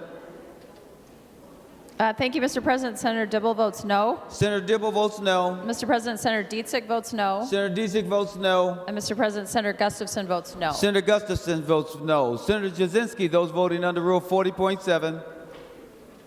Thank you, Mr. President. Senator Lang votes aye. Senator Lang votes aye. Thank you, Mr. President. Senator Miller votes aye. Senator Miller votes aye. All senators having voted who desires to vote, the Secretary will close the roll. There being 30 ayes and 34 noes, the A1 amendment is not adopted. Any further? Senator Eichhorn. Thank you, Mr. President. Minnesotans approved the Legacy Amendment, I think largely because they believed it would help promote the arts, support clean environment for everyone to enjoy. As we've heard from Senator Green a little bit about some of the projects that happen, unfortunately that hasn't been the case in the recent past. Members that have been around here for a little bit may recall a project recently that encouraged the bombing of pipelines, trucks, and oil refineries and promoted domestic terrorism. That's another thing that we think is wrong. So with that, Mr. Chair, or Mr. President, I would offer the A5 amendment. Senator Eichhorn offers the A5 amendment. The Secretary will report the A5 amendment. Senator Eichhorn moves to amend House File Number 1999, the first unofficial engrossment as follows. Page 86, after line 15, insert. This is the A5 amendment. Senator Eichhorn, to your A5 amendment. Thank you, Mr. President. The A5 amendment simply prohibits taxpayer dollars from the Arts and Culture Heritage Fund for being used on projects that promote domestic terrorism and/or criminal activities. It's a common sense, straightforward proposal, and it did pass the other body 80-11. We shouldn't be promoting terrorism in any way, shape, or form. So hopefully Senator Hur sees this as a friendly amendment, but that is the A5 amendment, Mr. Chair. Senator Klein. President, I request a roll call. Roll call requested, roll call granted. Senator Hur to the A5 amendment. Senator Hur to the A5 amendment.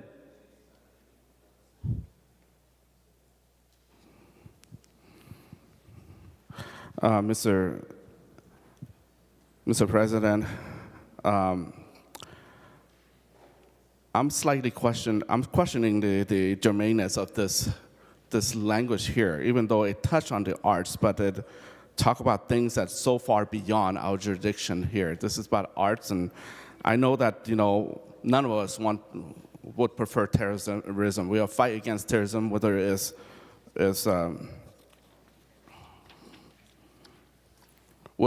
is domestic or from abroad. And this had no way I would believe that the grantor that we provide them direction will safeguard, make sure that future projects, are not made to communicate in the sense of harming other people. And I'm glad that we had this discussion too. I'm glad Senator Eichhorn bring this to our discussion. So I'm sure that even when we vote no and the amendment will not pass, the grantor will listen to this and put into their judgment. And beside that, we already have Article 5 that is strong enough to help safeguard the bill as it is, and let the artists be at their own free will, bring light, bring expression, enlighten us with new thoughts. New thoughts like in the old days, Leonardo, Michelangelo, in the Da Vinci Code, all those are science and arts mixed together that empower our growth, our technology as we are today. And so the money that we appropriate here, I'm hoping that it will be safeguarded and at the same time empower emerging artists, future artists that can lead us to better science and better society. So again, I don't think this amendment is not necessary. So I ask members to vote no. Any other questions or discussion on the A5 amendment? Senator Green, briefly, before we vote.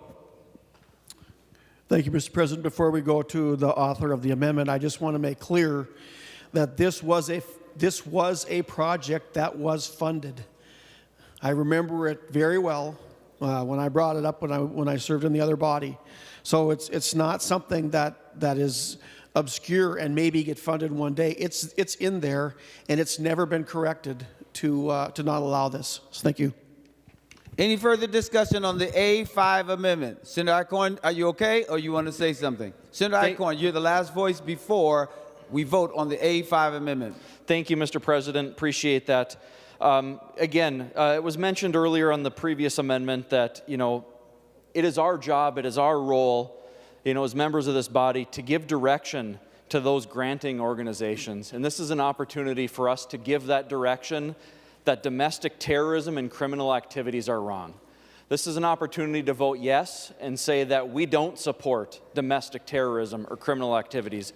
If you want to vote no and support criminal activities, that's on you, but this is the opportunity to say we shouldn't support that kind of activity. It shouldn't be welcome in our state, in this chamber, or anywhere as part of the legacy amendment. So members, I encourage a yes vote. The Secretary will take the roll on the A5 amendment.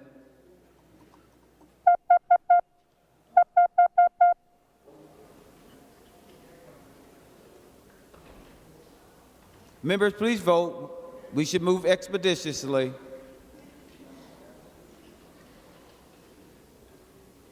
Senator Morrison, for those voting under Rule 40.7. Thank you, Mr. President. Senator Dibble votes no. Senator Dibble votes no. Mr. President, Senator Dietzig votes no. Senator Dietzig votes no. And Mr. President, Senator Gustafson votes no. Senator Gustafson votes no.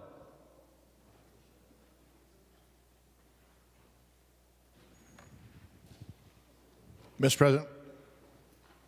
Senator Jasinski, those voting under Rule 40.7. Senator Lang votes aye. Senator Lang votes aye. Thank you, Mr. President. Senator Miller votes aye. Senator Miller votes aye. There being 36 ayes and 31. All senators having voted that desire to vote, the Secretary will close the roll. There being 36 ayes and 31 nays, the amendment is adopted. Senator Housley. Thank you, Mr. President. I have the A6 amendment. Senator Housley offers the A6 amendment. The Secretary will report the A6 amendment. Senator Housley moves to amend House File Number 1999, the first unofficial engrossment, as follows. Page 68, line 4, delete 19,995,000. This is the A6 amendment. Senator Housley to your A6 amendment. Thank you, Mr. President, and I'm hoping that Senator Herr will take this as a friendly amendment. We've discussed it. And what this does is it takes $450,000 from the Minnesota Historical Society, $19 million, for a grant to the Forest Lake Veterans Memorial Park in Forest Lake. That's it. Let's see. Senator Herr to the A6 amendment. Mr. President, can you allow me a little time to digest? I was just, been talking to someone here, so I want to see where the money will come from. I can give you a general reason for it, but if you allow me a little time to see where the money comes. No problem, Senator Herr. Senator Klein. Mr. President, I request a roll call. Roll call requested, roll call granted. Any other questions or discussions on the A6th Amendment? We'll wait one moment.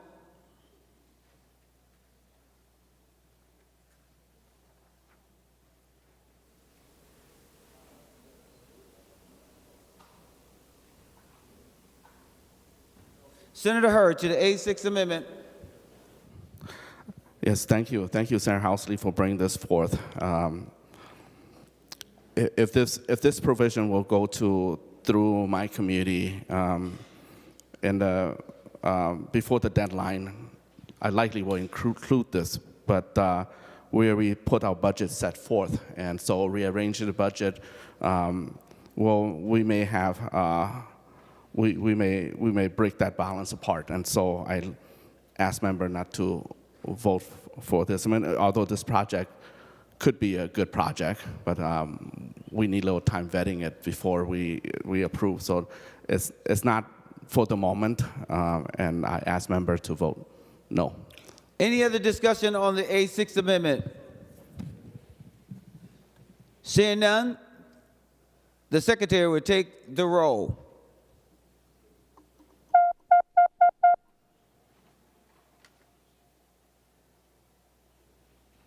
Members, please vote. Let's move. Oh, I guess we're waiting for the board. Sorry.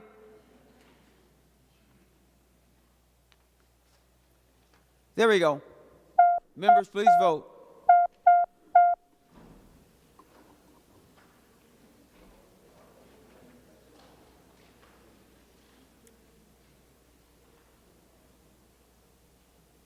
Senator Morrison, those voting under Rule 40.7. Thank you, Mr. President. Senator Dibble votes no. Senator Dibble votes no. Senator Dietzick votes no. Senator Dietzick votes no. Senator Gustafson votes no. Senator Gustafson votes no. Senator Port votes no. Senator Port votes no. And Mr. President, Senator Bolden votes no. And Senator Bolden votes no.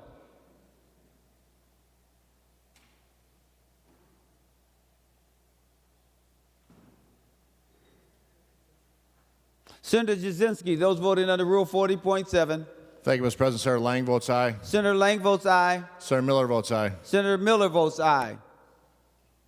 All senators having voted who desires to vote, the Secretary will close the roll. There being 32 ayes and 34 noes, the A6th Amendment is not adopted. Senator Green. Thank you, Mr. President. I would like to offer the A2 amendment. Senator Green offers the A2 amendment. The Secretary will report the A2 amendment. Senator Green moves to amend House File Number 1999, the first unofficial engrossment, as follows. Page 7, line 31, delete 33,469,000. This is the A2 amendment. Senator Green to your A2 amendment. Thank you, Mr. President. I did have a handout. I don't know if it's up there or not. It was supposed to be, but I'll explain it this quickly. It's you don't very often hear me talking about the good projects in the bill, and not because I don't believe that they're not there. It's just that everybody else talks about them, so I try to point out the areas where we're deficient. And there is one good project in here, and I actually go through this book quite diligently and try to call people and ask them about their projects. And one of the projects in the outdoor heritage funding is to the Voyageurs National Park. And what it does is it removes an invasive cattail up there that's choking out wild rice and other things that make the lakes up there pristine, fishable, navigable. I need some water here pretty quick. And so what this amendment does, the request from the agency up there was $1.653 million, and that would have taken care of the cattails in that area.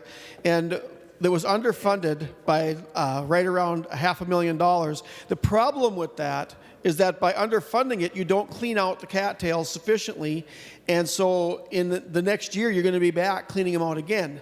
And so for a small shift in funds, and this is coming out of the legacy grant program, so there are no specific funds I'm taking this away from.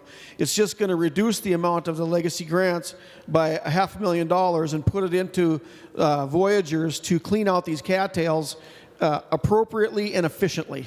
And I'll stand for questions. Senator Klein. Mr. President, I request a roll call. Roll call requested, roll call granted. Senator Hurd to the A2 amendment, briefly. Mr. President, this may be an okay request, but it will take us one off balance, and this is also tampering with the recommendation from the Los Arts Sam Outdoor Heritage Council that is in our statute that we have to abide by. So that's one. But in terms of increasing the amount, it's not over until we go to conferencing. So I like to look at this and maybe talk to Senator Green further. But at this point, I'd like to ask member to vote no. Any additional discussions on the A2 amendment? The last person will be Senator Green here. Senator Green.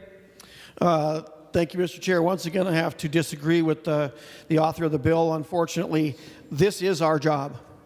The Legacy Committee, the board, Sarge Sam's board, gives us recommendations. It is our responsibility and our job to vet these, and so this is a worthwhile project. It's not even in my area, but it is something that does make a big difference to me. I think if we're going to have an amendment that was actually passed as the Clean Water Amendment, that should be our priority to do. And so I'm hoping that people will vote yes on this bill, or this amendment. Thank you. The Secretary will take the roll on the on the A2 amendment.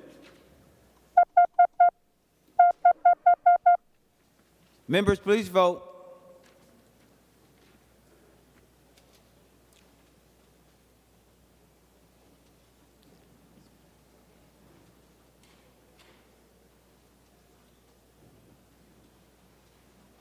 Senator Morrison, those voting under Rule 40.7. Thank you, Mr. President. Senator Dibble votes no. Senator Dibble votes no. Mr. President, Senator Dietzig votes no. Senator Dietzig votes no. Mr. President, Senator Gustafson votes no. Senator Gustafson votes no. Senator Port votes no. Senator Port votes no. And Mr. President, Senator Bolden votes no. Senator Bolden votes no.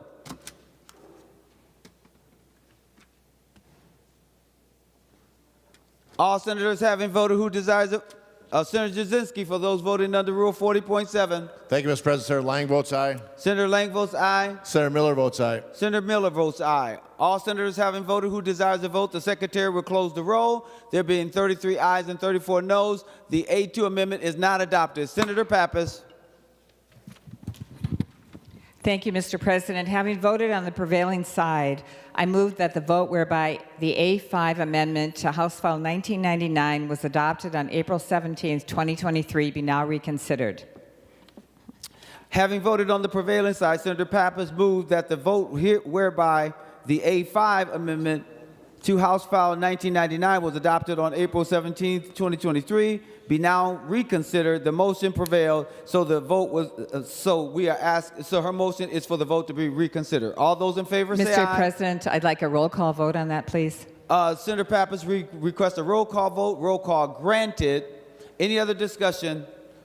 Let's vote. Mr. President, I just wanted to comment that I heard from some members that they were off the floor at the time and weren't paying enough attention to the vote, and they really wanted to vote for the amendment. Thank you. The Secretary will take the roll on the on the reconsideration motion.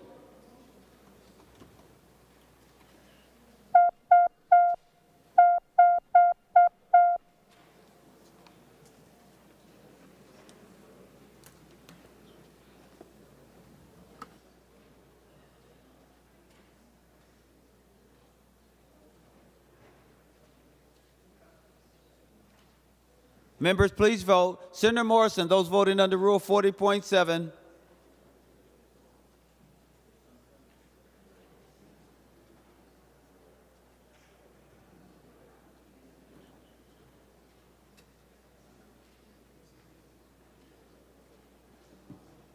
Senator Morrison. Thank you, Mr. President. Senator Dibble votes yes. Senator Dibble votes yes. Votes aye. Excuse me, votes aye. Mr. President, Senator Dietzig votes aye. Senator Dietzig votes aye. And Mr. President, Senator Gustafson votes aye. Senator Gustafson votes aye. Senator Port votes aye. And Senator Port votes aye. Senator Jasinski, for those voting under Rule 40.7. Thank you, Mr. President. Senator Lang votes no. Senator Lang votes no. Thank you, Mr. President. Senator Miller votes no. Senator Miller votes no. All senators having voted who desires to vote, the secretary will close the roll. There being 43 ayes and 24 noes, the motion to reconsider prevails. Now, what is before the body is the A5 amendment. Any discussion? Roll call requested.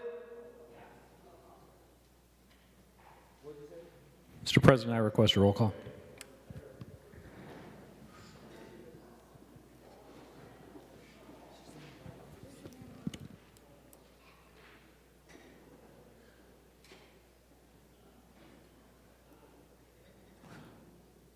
We are now on the A5 amendment. A roll call was requested and a roll call was granted. The secretary. Mr. President. Senator Eichhorn. Thank you, Mr. President. I just wanted to reiterate that the A5 amendment was my amendment that would prohibit funding from the Arts and Culture Fund that would be used for to promote projects that would include domestic terrorism or criminal activities. So that's the amendment we're on, Mr. President. Any other questions? Seeing none, the secretary will take the roll on the A5 amendment.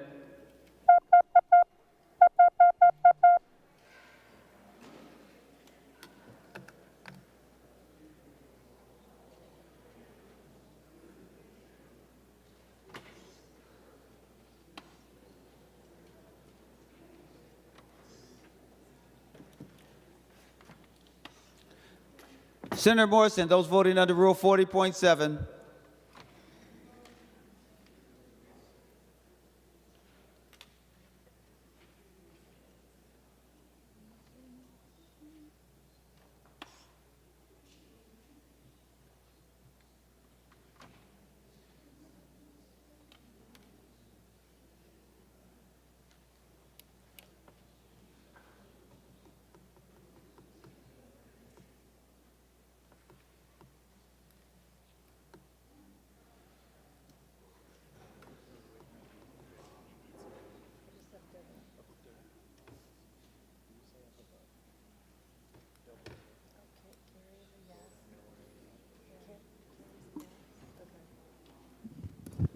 Senator Morrison. Thank you, Mr. President.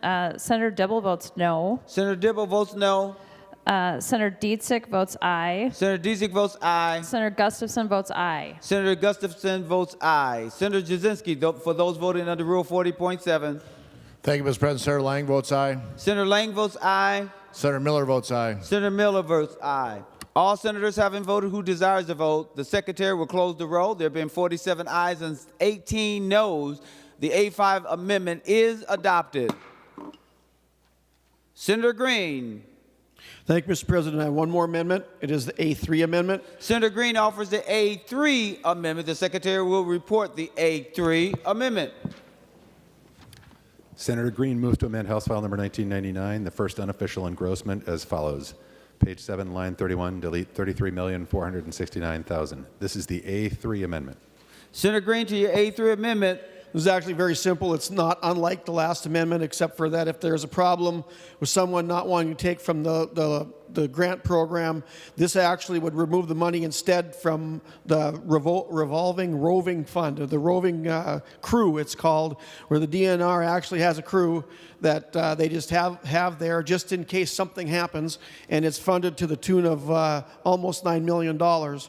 And what this does is it takes it out and puts it into this important project up in the Voyageurs region. And just to reiterate, the folks up there that take care of these lakes, they really wanted this. This is a huge project for them.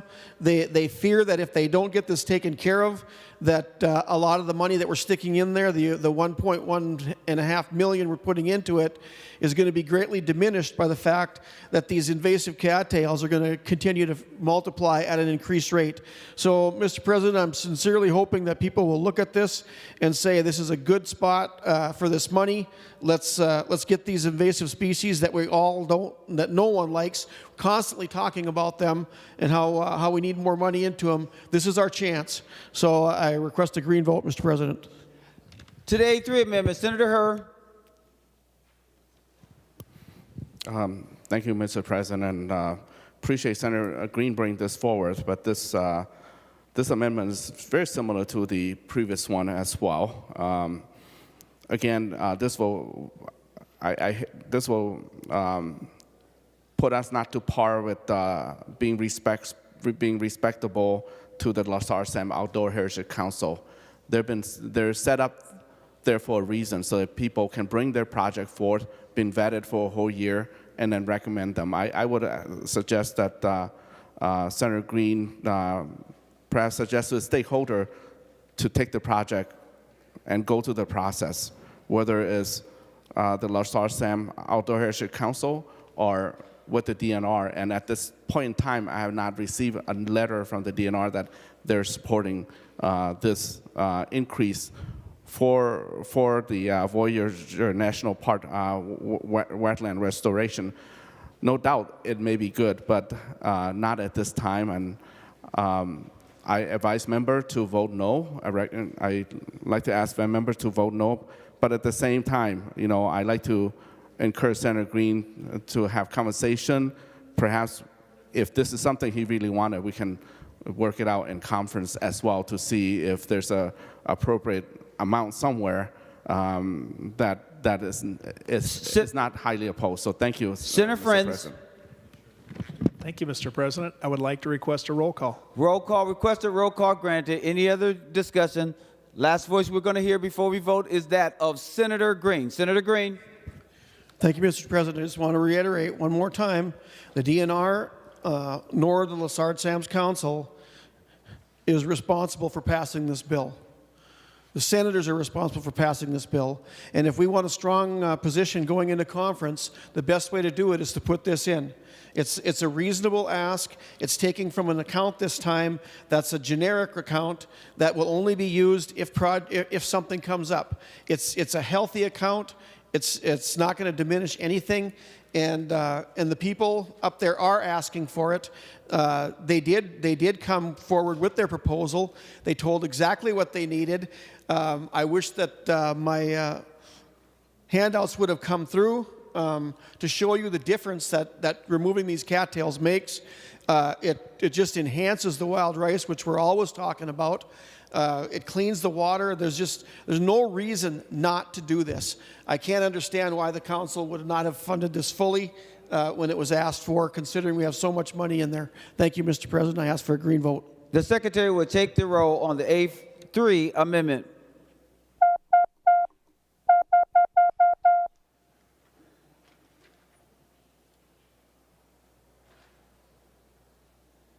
Members, please vote. Senator Morrison, for those voting under Rule 40.7. Thank you, Mr. President. Senator Dibble votes no. Senator Dibble votes no. Senator Dietzig votes no. Senator Dietzig votes no. Senator Gustafson votes no. Senator Gustafson votes no. And Mr. President, Senator Port votes no. And Senator Port votes no. Senator Jasinski, for those voting under Rule 40.7. Thank you, Mr. President. Senator Lang votes aye. Senator Lang votes aye. Senator Miller votes aye. Senator Miller votes aye. All members having voted who desires to vote, the Secretary will close the roll. There being 33 ayes and 34 noes, the A3 amendment is not adopted. Any additional amendments? Seeing none, third reading. Oh, you have one? I'm sorry. Senator Nelson. Mr. President, I have an amendment, but it's not here yet. Members, I'm just going to say that we have to do a better job when it comes to the amendments. I don't mind. What, you want me to go slower? Yes. Okay, ladies and gentlemen, are there any additional amendments? Mr. President, Senator Uckey. I will make my comments over the microphone, but I was going to make this earlier. You've got to give the people a chance to do things. We just saw that with the amendment that we had to re-vote on. People are coming in and walking across the floor where the board is being closed. You're asking members to speak briefly. I think every member's got a chance to say whatever they have on their mind for the amendments or the bill. We have to show a little patience and let them do their thing, because these are all important to citizens across the whole state. We need to have the debate that's appropriate for that. So I would ask you to do that. Thank you. Thank you. Senator Uckey, and to the members, just so that we're really clear, one is I wait until I get word from everyone that we are prepared to go. And number two, it is so important that if we can, because I see members talking and not paying attention, I just want you to pay attention so that we're able to move forward, because we have a lot of business to do and we want to be as respectful as possible. Senator Latz. Mr. President, while we have a moment, I'm just going to make a parliamentary point. I was a little slow on the uptake when a couple of authors cited the other body's votes and decisions with regard to the amendments they were offering here. And I would like to note for the body's reference that under Mason's Section 111.2, it's considered to be irregular and unparliamentary for a member in one house of a legislature to quote or refer to the vote by which a proposal passed the other house. And apparently Mason's considers this to be so important that in Section 770, paragraph 4, it said, "As a breach of order and debate to notice what has been said on the same subject in the other house or the particular votes or majorities on it there, because the opinion of each house should be independent and not influenced by the proceedings of the other, and the quoting of them might cause reflections leading to a misunderstanding between the two houses." So a friendly reminder to members, no matter what happened in the other body, this is the Senate. We make our own decisions, and it's unparliamentary and out of order to make reference to the other body's decisions. Thank you. And just so that we're clear, under Rule 36.3, it says the member may inform the Senate of the governor's position on the bill and on its status in the House, but not necessarily what happened. Now, members, what I will also say is this. I was just informed that the amendments that some of us are doing are not even across the hallway yet. So I want to be as thoughtful as possible, and we slow down enough, but we are not going to move at a snail's pace, but we'll move at an appropriate pace, because I do want you to be heard. So point well taken. Senator Liskey. Thank you, Mr. President. Mr. President, in regards to those comments that were just made, I'm very new here, as we've discussed previously. Do these rules also then translate into committee hearings and things of that nature? Say it one more time. I had a hard time hearing the latter part of what you said. Sorry about that. So we just heard rules mentioned that we're hearing here on the floor. My question is, do the same rules apply to committee hearings? As I've been in a lot of committee hearings, and the same things have been stated by other members during those committee hearings. So does that same rule apply to committee hearings? So Senator Liskey, I will not speak to that, because that matters not before the body. And as you know, you can read those rules, and there are some differences between what happens in a committee hearing versus what happens on the floor.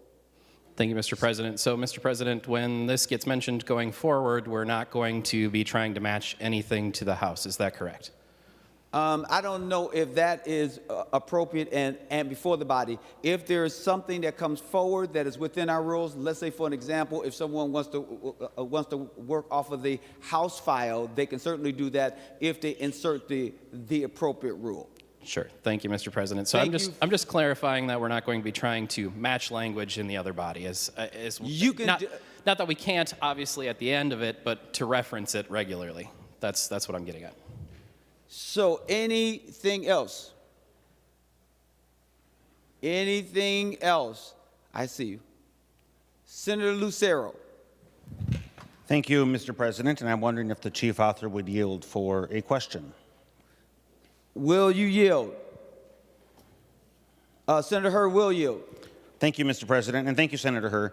So as I'm looking through the provisions here, as we are getting down there in terms of moving towards a final vote, I would draw your attention to page 40. And I'm seeing here that there's $40,000 in the first year and $40,000 in the second year, so for a total of $80,000 in the biennium, for the maintenance of the Minnesota Water Research Digital Library. This is something that I'm not familiar with. I am in the industry of technology. One of the things that I have done, Mr. President and Senator Hur, in my time in the legislature here is work on digital issues, technology-related issues, minute Specifically, I've had some conversations on many different projects in regards to minute, and I see that this provision in the bill, it's lines 40.3 through 40.9, costs for information technology development or support for the digital library may be paid to the Office of MN.IT services. And so my question, Mr. President, and it might be one of several questions, but my first question is, it may be paid. So when I see the word may, that sounds like it's optional. So the question is, if it's not paid to Minute, are there other alternatives that might house this Minnesota Water Research Digital Library? Senator Hurd, to the question. Thank you, and thank you, Mr. President. Thank you, Senator Lucero. This is the recommendation from the Clean Water Council, and it has been in previous bill of the same things. And my belief is this probably help them promote themselves online as a web development. So this has been before, and it's a strong recommendation from the Clean Water Council. Senator Lucero. Okay, thank you, Mr. President. And if you would just yield briefly for one more question. And that. Senator Hurd, will you yield? He will yield. Senator Lucero. Thank you, Mr. President. Okay, and then if I heard the words of Senator Hurd correctly, this sounds like this is not going to be a new technology system, but this might be something, if I interpreted his comments correctly, that has pre-existed, and this is money funneling towards an existing system. If you could confirm that for me. Senator Hurd, to the question. Mr. President, it'd be best to have the Clean Water Council here, but that I could get the information to Senator Lucero for a more definite answer. For sure, this has been from my understanding, my knowledge is that this has been a biannual request from and recommendation from the Clean Water Council. Senator Nelson, we have your amendment. Thank you, Mr. President. I'd like to offer the A50. Senator Nelson offers the A50 amendment. And the Secretary will report the amendment. Senator Nelson moves to amend House File Number 1999, the first unofficial engrossment as follows. Page 65, after line 3, insert. This is the A50 amendment. Senator Nelson, to your A50 amendment. Thank you, Mr. President and members, for your patience as this was being drafted. It's a very small amendment. In fact, I can specifically read the line to you. It says it all. Money appropriated in this act from the Parks and Trails Fund may not be used to fund any project in which eminent domain is used by any party. We are seeing there have been some concerns about parks and trails funding being wrapped into trails which have eminent domain, which I don't believe has ever been the intent of anyone in this body. So this is just a little bit of clarification language. I would encourage a yes vote. I hope the author will see this as a friendly amendment. Certainly, everyone knows I'm a huge supporter of trails, have been since I got here, but we need to just clarify that our legacy dollars will not be used for those trails that involve eminent domain. I encourage a yes vote and ask for a roll call. Roll call requested, roll call granted. Senator Hurd to the A50 amendment. Thank you, Mr. President. Thank you, Senator Nelson, for bringing this forth. This is new and to the legacy bill, but I sound interesting and maybe positive too in some degree, and I want to let members know to vote based on your conscience. Any additional questions? Is there a roll call? Senator Klein? Okay, no one? All right. Roll call requested. Oh, she did request a roll call. I don't see it on my board. I'm sorry about that. Roll call was requested and roll call have been granted. In addition, additional questions about the A50? Seeing none, the Secretary will take the roll.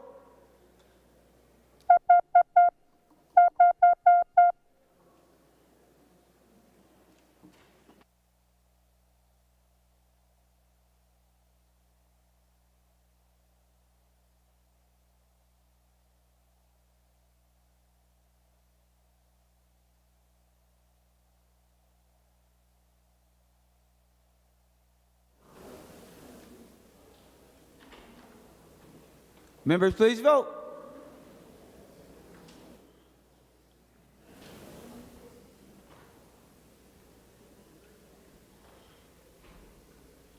Senator Morrison, for those voting under Rule 40.7. Thank you, Mr. President. Senator Dibble votes no. Senator Dibble votes no. Senator Dietzig votes no. Senator Dietzig votes no. Senator Gustafson votes no. Senator Gustafson votes no. And Mr. President, Senator Port votes no. Senator Port votes no. Senator Jasinski, for those voting under Rule 40.7. Thank you, Mr. President. Senator Lang votes aye. Senator Lang votes aye. And thank you, Mr. President. Senator Miller votes aye. Senator Miller votes aye. Any additional voting? Let me wait and pause because I want to make sure you can think about it. All senators having voted who decided to vote, the secretary will close the roll. There being 34 ayes and 31 noes, the A50 amendment is adopted. Any additional discussion? Senator Uckey, anything else? No, I'm messing with you today. All right, seeing nothing else, third reading.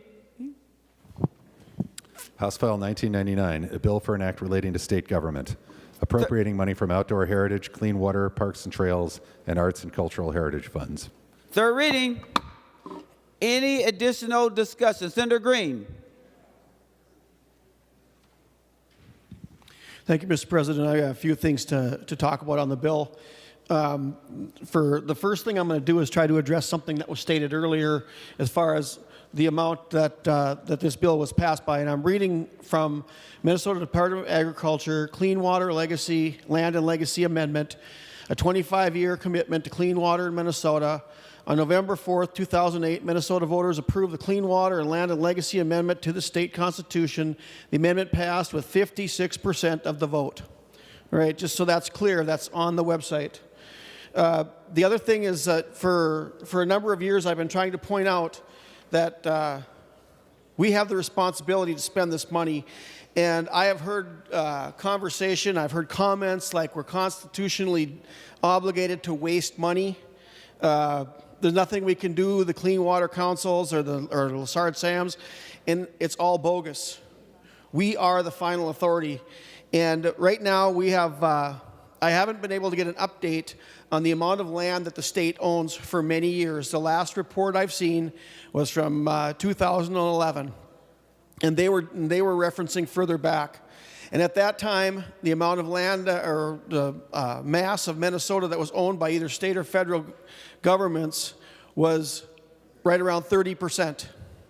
Now, I've made comments that right now I think we're closer to 1/3 of Minnesota that is no longer in private hands. And if you took the top half of Minnesota, that would be half. So what that does to us is every year we lose more in property tax forfeitures because the more land we buy, the higher the remaining property owners' taxes go to pay for the same services that we need. And at some point it has to stop. And the other point I'd like to make is that if you look at the reports that were sent out by Lessard Sams, they're very good reports. As far as information, they're not so good as far as what the information says.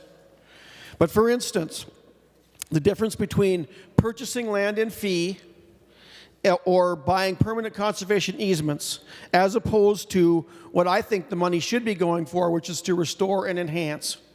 In this bill alone, and this bill actually, believe it or not, is better than some of the bills in the past, but in this bill alone, either to buy in fee straight out or put permanent conservation easements on existing property that will affect it and make it unsaleable into the future, 14,188 acres was either purchased outright or permanent easements put on it. The cost of that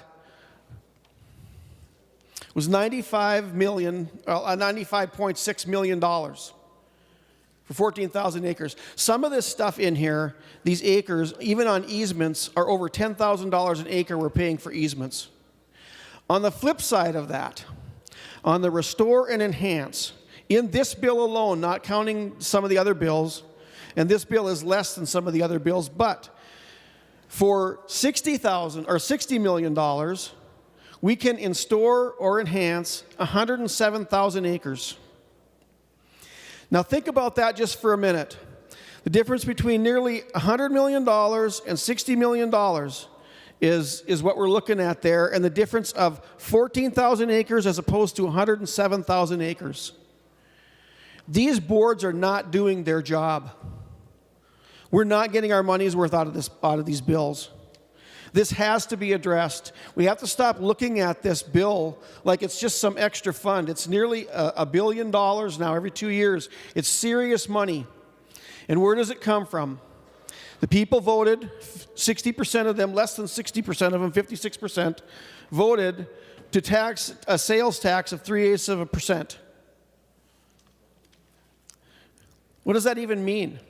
It sounds like such a little amount, but what it does mean is that $800 million now is coming out of family incomes and going to the state at a time when we're paying over $4 for a dozen eggs, gas prices are creeping back up, property taxes are going through the roof, our energy bills are about to skyrocket with the blackout bill, and still we're not taking this seriously.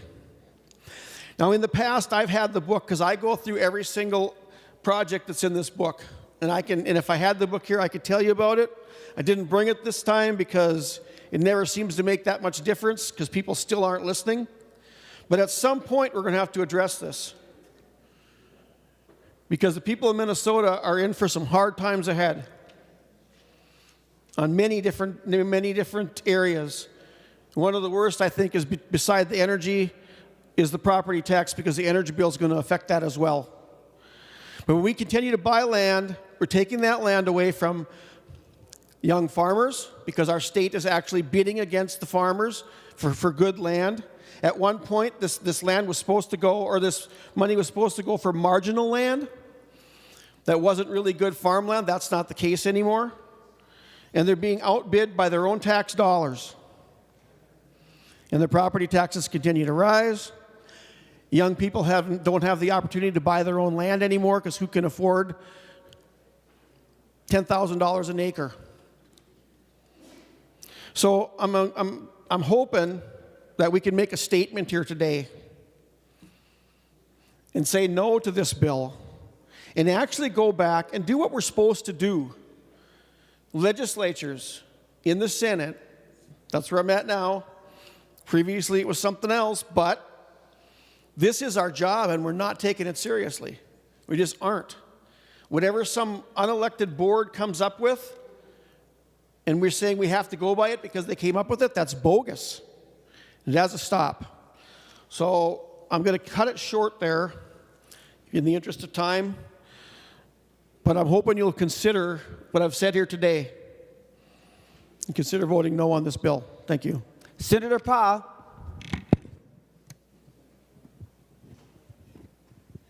Thank you, Mr. President.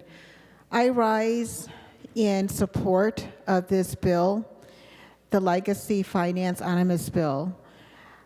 Senator Hur did an incredible job being thoughtful in putting together this bill, which invests in our parks and trails, clean water, and arts and cultural heritage funds.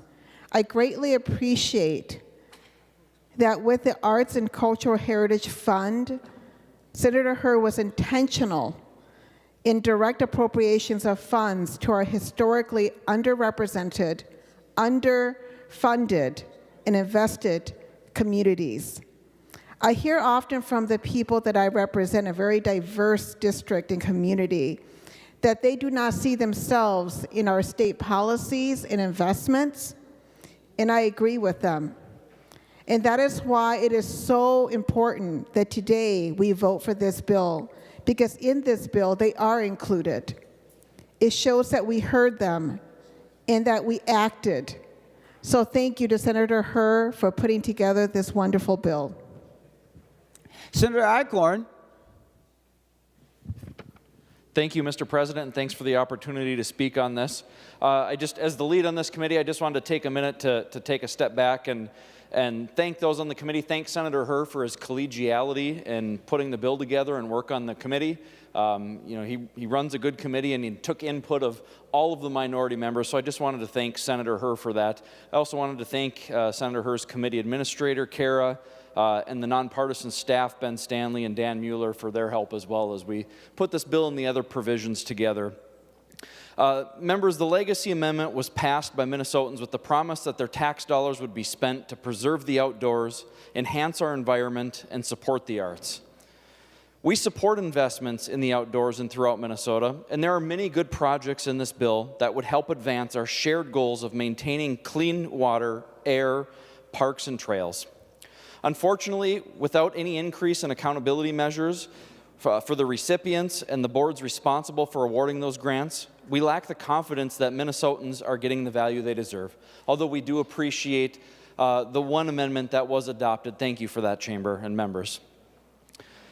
We believe that shoveling money to unaccountable individuals and organizations for projects is not the way to keep going, and much of this funding could and should be directed towards programming that will better match the needs and sensibilities of Minnesotans.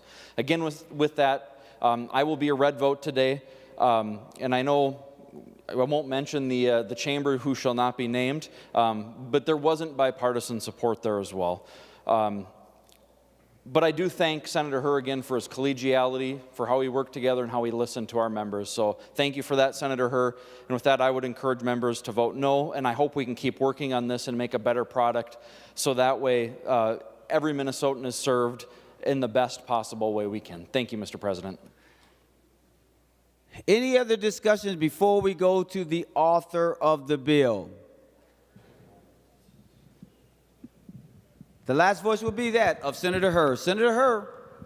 Thank you, Mr. President, and thank you for my minority lead for speaking up. And hope after I'm done, maybe he can change his mind. And I also encourage a member of the other aisles to vote in support of this bill as well. I will continue to work with members on the other aisles to make sure that this bill get better, and future bill of legacy and omnibus bill get better. I'm going to jump to a little humor a little bit before I give a serious conclusion. I enjoy working with Minority Senator Justin Eichhorn. We didn't talk beforehand about what we could wear this morning. It so happened that both of us wearing the same color tie. So whether it's our differences, I'm sure looking forward ahead that this bill will synchronize well. It's like one of the French dance, like is it Paradoulet or Paradour, so I'm sure that it will synchronize well as we move forward, and hopefully we'll get this passed. As Minnesotans, we are proud of the quality of our green space, our water, and our sustainability of our wildlife. One can only say so much without financial support or investment that can turn things to make it better. In Minnesota, we are proud to have the investment for our wildlife habitats, our parks and trails, our lakes and rivers and streams, and our arts and cultural heritage. I believe we are one of the very few states that make this conscientious investment to improve our land, water, and arts and cultural heritage. Again, thanks to the voters that makes this legacy amendment possible. This is a good bill, a good omnibus legacy bill. It's inclusive as well as innovative in terms of our approach. We spent a long time listening to all bills which authors were consistent in asking for a hearing. I thank all of our community members for your patience in our 4 days marathon, hearing all the proposals from our esteemed colleagues. I want to thank my Vice Chair, Senator Jen McEwen, our minority lead, Senator Justin Eichhorn, Senator John Hoffman, Senator Andrew Lane, Senator Kelly Morrison, Senator Mary Kunish, Senator Nathan Wiesenberg, Senator Grant Housechild, and Senator Steve Green. And also our counsel, Mr. Ben Stanley and Mr. Daniel Mueller. and our researcher, Cassie Tomadov and Greg Axley, that help us get along well in our committee. Also, my staff, committee administrator Carla Josephson, and legislative assistant Michael Vu, and also Jack Fisher, assistant to Senator McEwen, and our pages, Claire, Marcus, and Natalie, for sometimes bring treats to the committee. I cannot be more proud of the support we have for this bill. I am humbled and honored to be the chief author. This is the second time in the legacy bill that I have been in the care of a committee that I serve. I learned previously from my predecessor, Senator Kerry Rood, and I had watched former Senator Richard Cohen conduct businesses of this bill in his finance committee years ago. I appreciate everyone's input and ask to let this bill pass the Senate with your green vote. And thank you. Lastly, a friend texted me, Happy Legacy Day, as this bill is also House File 1999, so let's celebrate. Thank you. The Secretary will take the roll on final passage of the bill.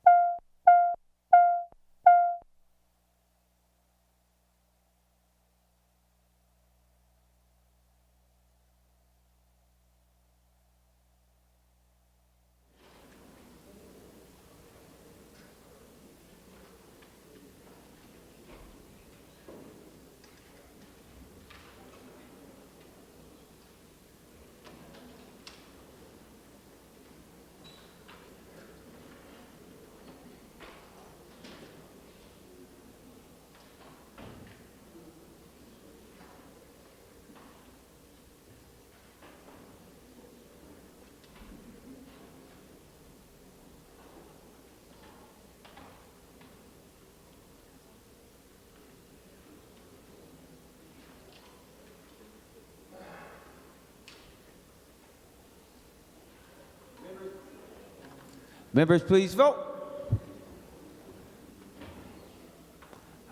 Senator Morrison, for those voting under Rule 40.7. Thank you, Mr. President. Senator Dibble votes aye. Senator Dibble votes aye. Mr. President, Senator Dietzick votes aye. Senator Dietzick votes aye. Mr. President, Senator Gustafson votes aye. Senator Gustafson votes aye. And Mr. President, Senator Port votes aye. Senator Port votes aye. Senator Jasinski, I will wait.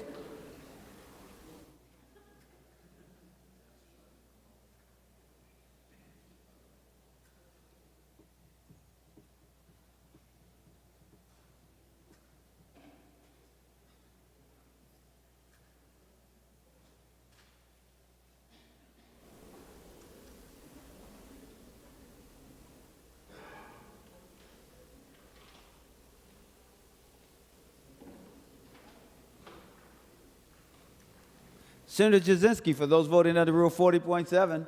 Thank you, Mr. President. Senator Lang votes no. Senator Lang votes no. And thank you, Mr. President. Senator Miller votes aye. Senator Miller votes aye. All senators having voted who desires to vote, the Secretary will close the roll. There being 40 ayes and 27 noes, the bill is passed and its title agreed to. Members, we will now go to the 13th order. No. We would, Senator Friends, I see that we're making a change. Thank you very much, Mr. President. Members, once we recess here, the Rules Committee will meet remotely immediately upon recess. This is on behalf, Mr. President, of Senator Dietzick. Thank you, Mr. President.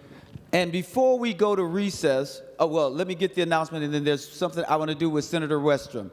Senator Marty. Thank you, Mr. President. After the Senate Finance Committee will meet 30 minutes after the Rules Committee adjourns. We'll announce it at that time. Senator Putnam. Thank you, Mr. President. The Committee on Agriculture, Broadband, and Rural Development will be meeting in 15 minutes after the close of session. Senator Pappas. Who is it? Oh, Senator Latz. Mr. President, the Judiciary Committee is canceled. We've run through all of our committee time, and we've got 5 members have to be in other committees for one reason or another. So I know you all are disappointed. Don't feel bad, Judiciary members. Those of you who wanted the bills heard that we've got on the agenda might be disappointed, but we'll have to find some other time, members. Now, Senator Pappas? Mr. President, you mentioned you were going to recess, and I have a statement I'd like to read. Is this an appropriate time? Yes. Usually I would do it under announcements. So yes, it would be, now would be the appropriate time, but I want to make sure that I go to Senator Westrom before we recess, because I did share with him that I would do that. Senator Westrom, are you ready? Senator Westrom. Mr. President, members, I rise with a heavy heart that all of you probably heard about this weekend, and the 3 officers in Pope County in my Senate district that were shot. And members, Officer Josh Owens lost his life.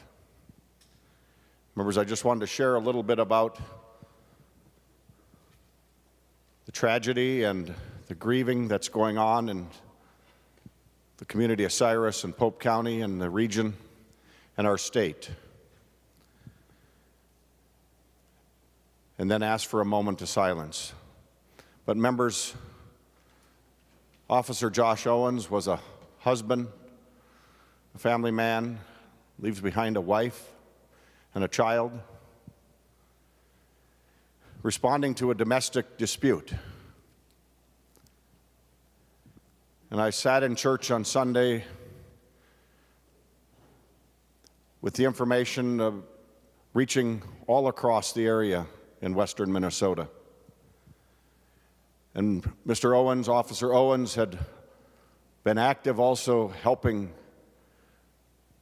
as an avid scuba diver, the Douglas County Sheriff's Department on their dive team as well. And many in our church knew him or of him. Mr. Owens served our military proud, was a veteran, served 12 years on the Pope County Sheriff's Department. And members, I had the opportunity to be in the Glenwood area yesterday and meet with the sheriff. And members, they were all grieving very much, and understandably so. But the deputies that worked with him, knew him so well, described him as a teddy bear.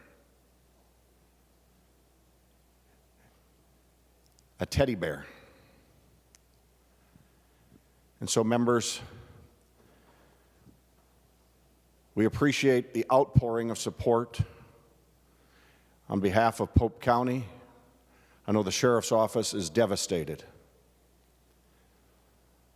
But members, let me help paint a picture of the scene that was there yesterday of how many people have stepped up to take over.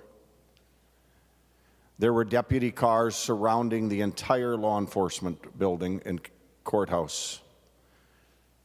Officer Owens' car sat with the lights on in front, downtown Glenwood, as a tribute to his fallen service. But the sacrifice he made for his community to protect and keep us safe. Those county officers had taken over for the county so they could grieve and spend time. And members, that was just unbelievable to see. The squad cars surrounding the law enforcement center, coming in to help when there was such a tragedy. And members, there's 2 other officers that were injured. We want to remember all of their families and the sacrifice and service they gave. And Mr. President, before we have a moment of silence, I just want to share that was on my heart at church. And it was an apropos Bible verse that was part of the worship. John 15:13. And I thought of Officer Owens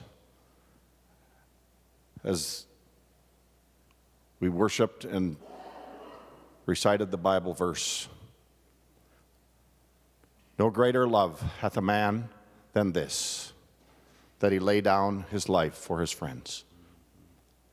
So, Mr. President, in honor and remembering the great sacrifice Officer Owens made, I would ask for a moment of silence on the Senate floor.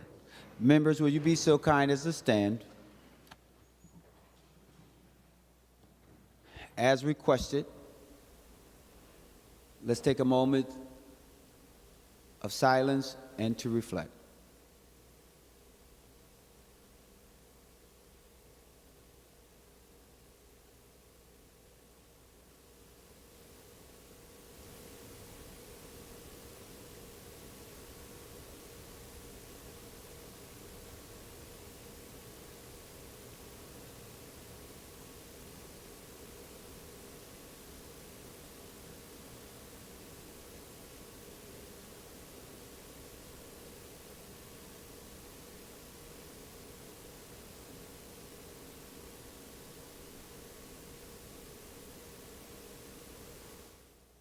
Thank you, members.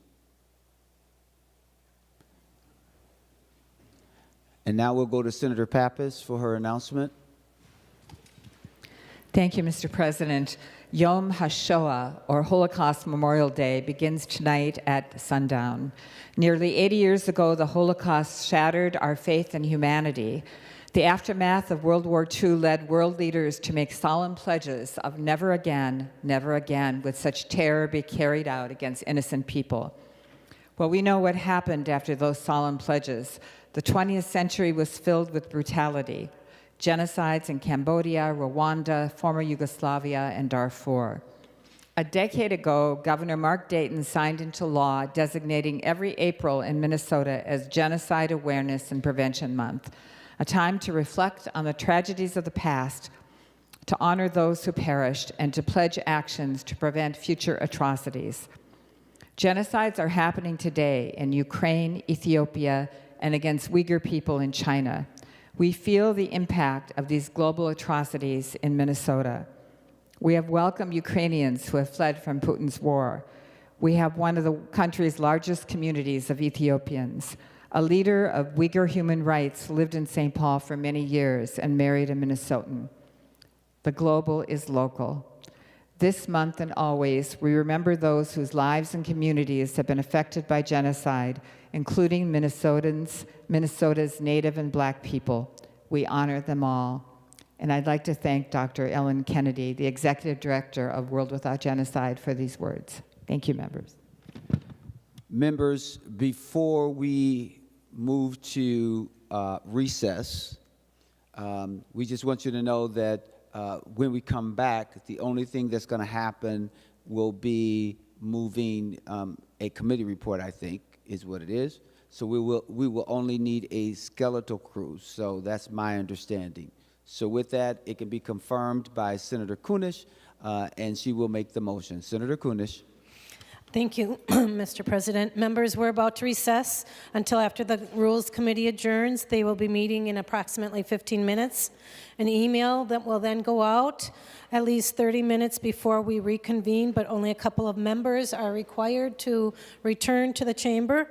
The only business that will be taken up after reconvening will be to receive the resolution passed by rules and laid on the table.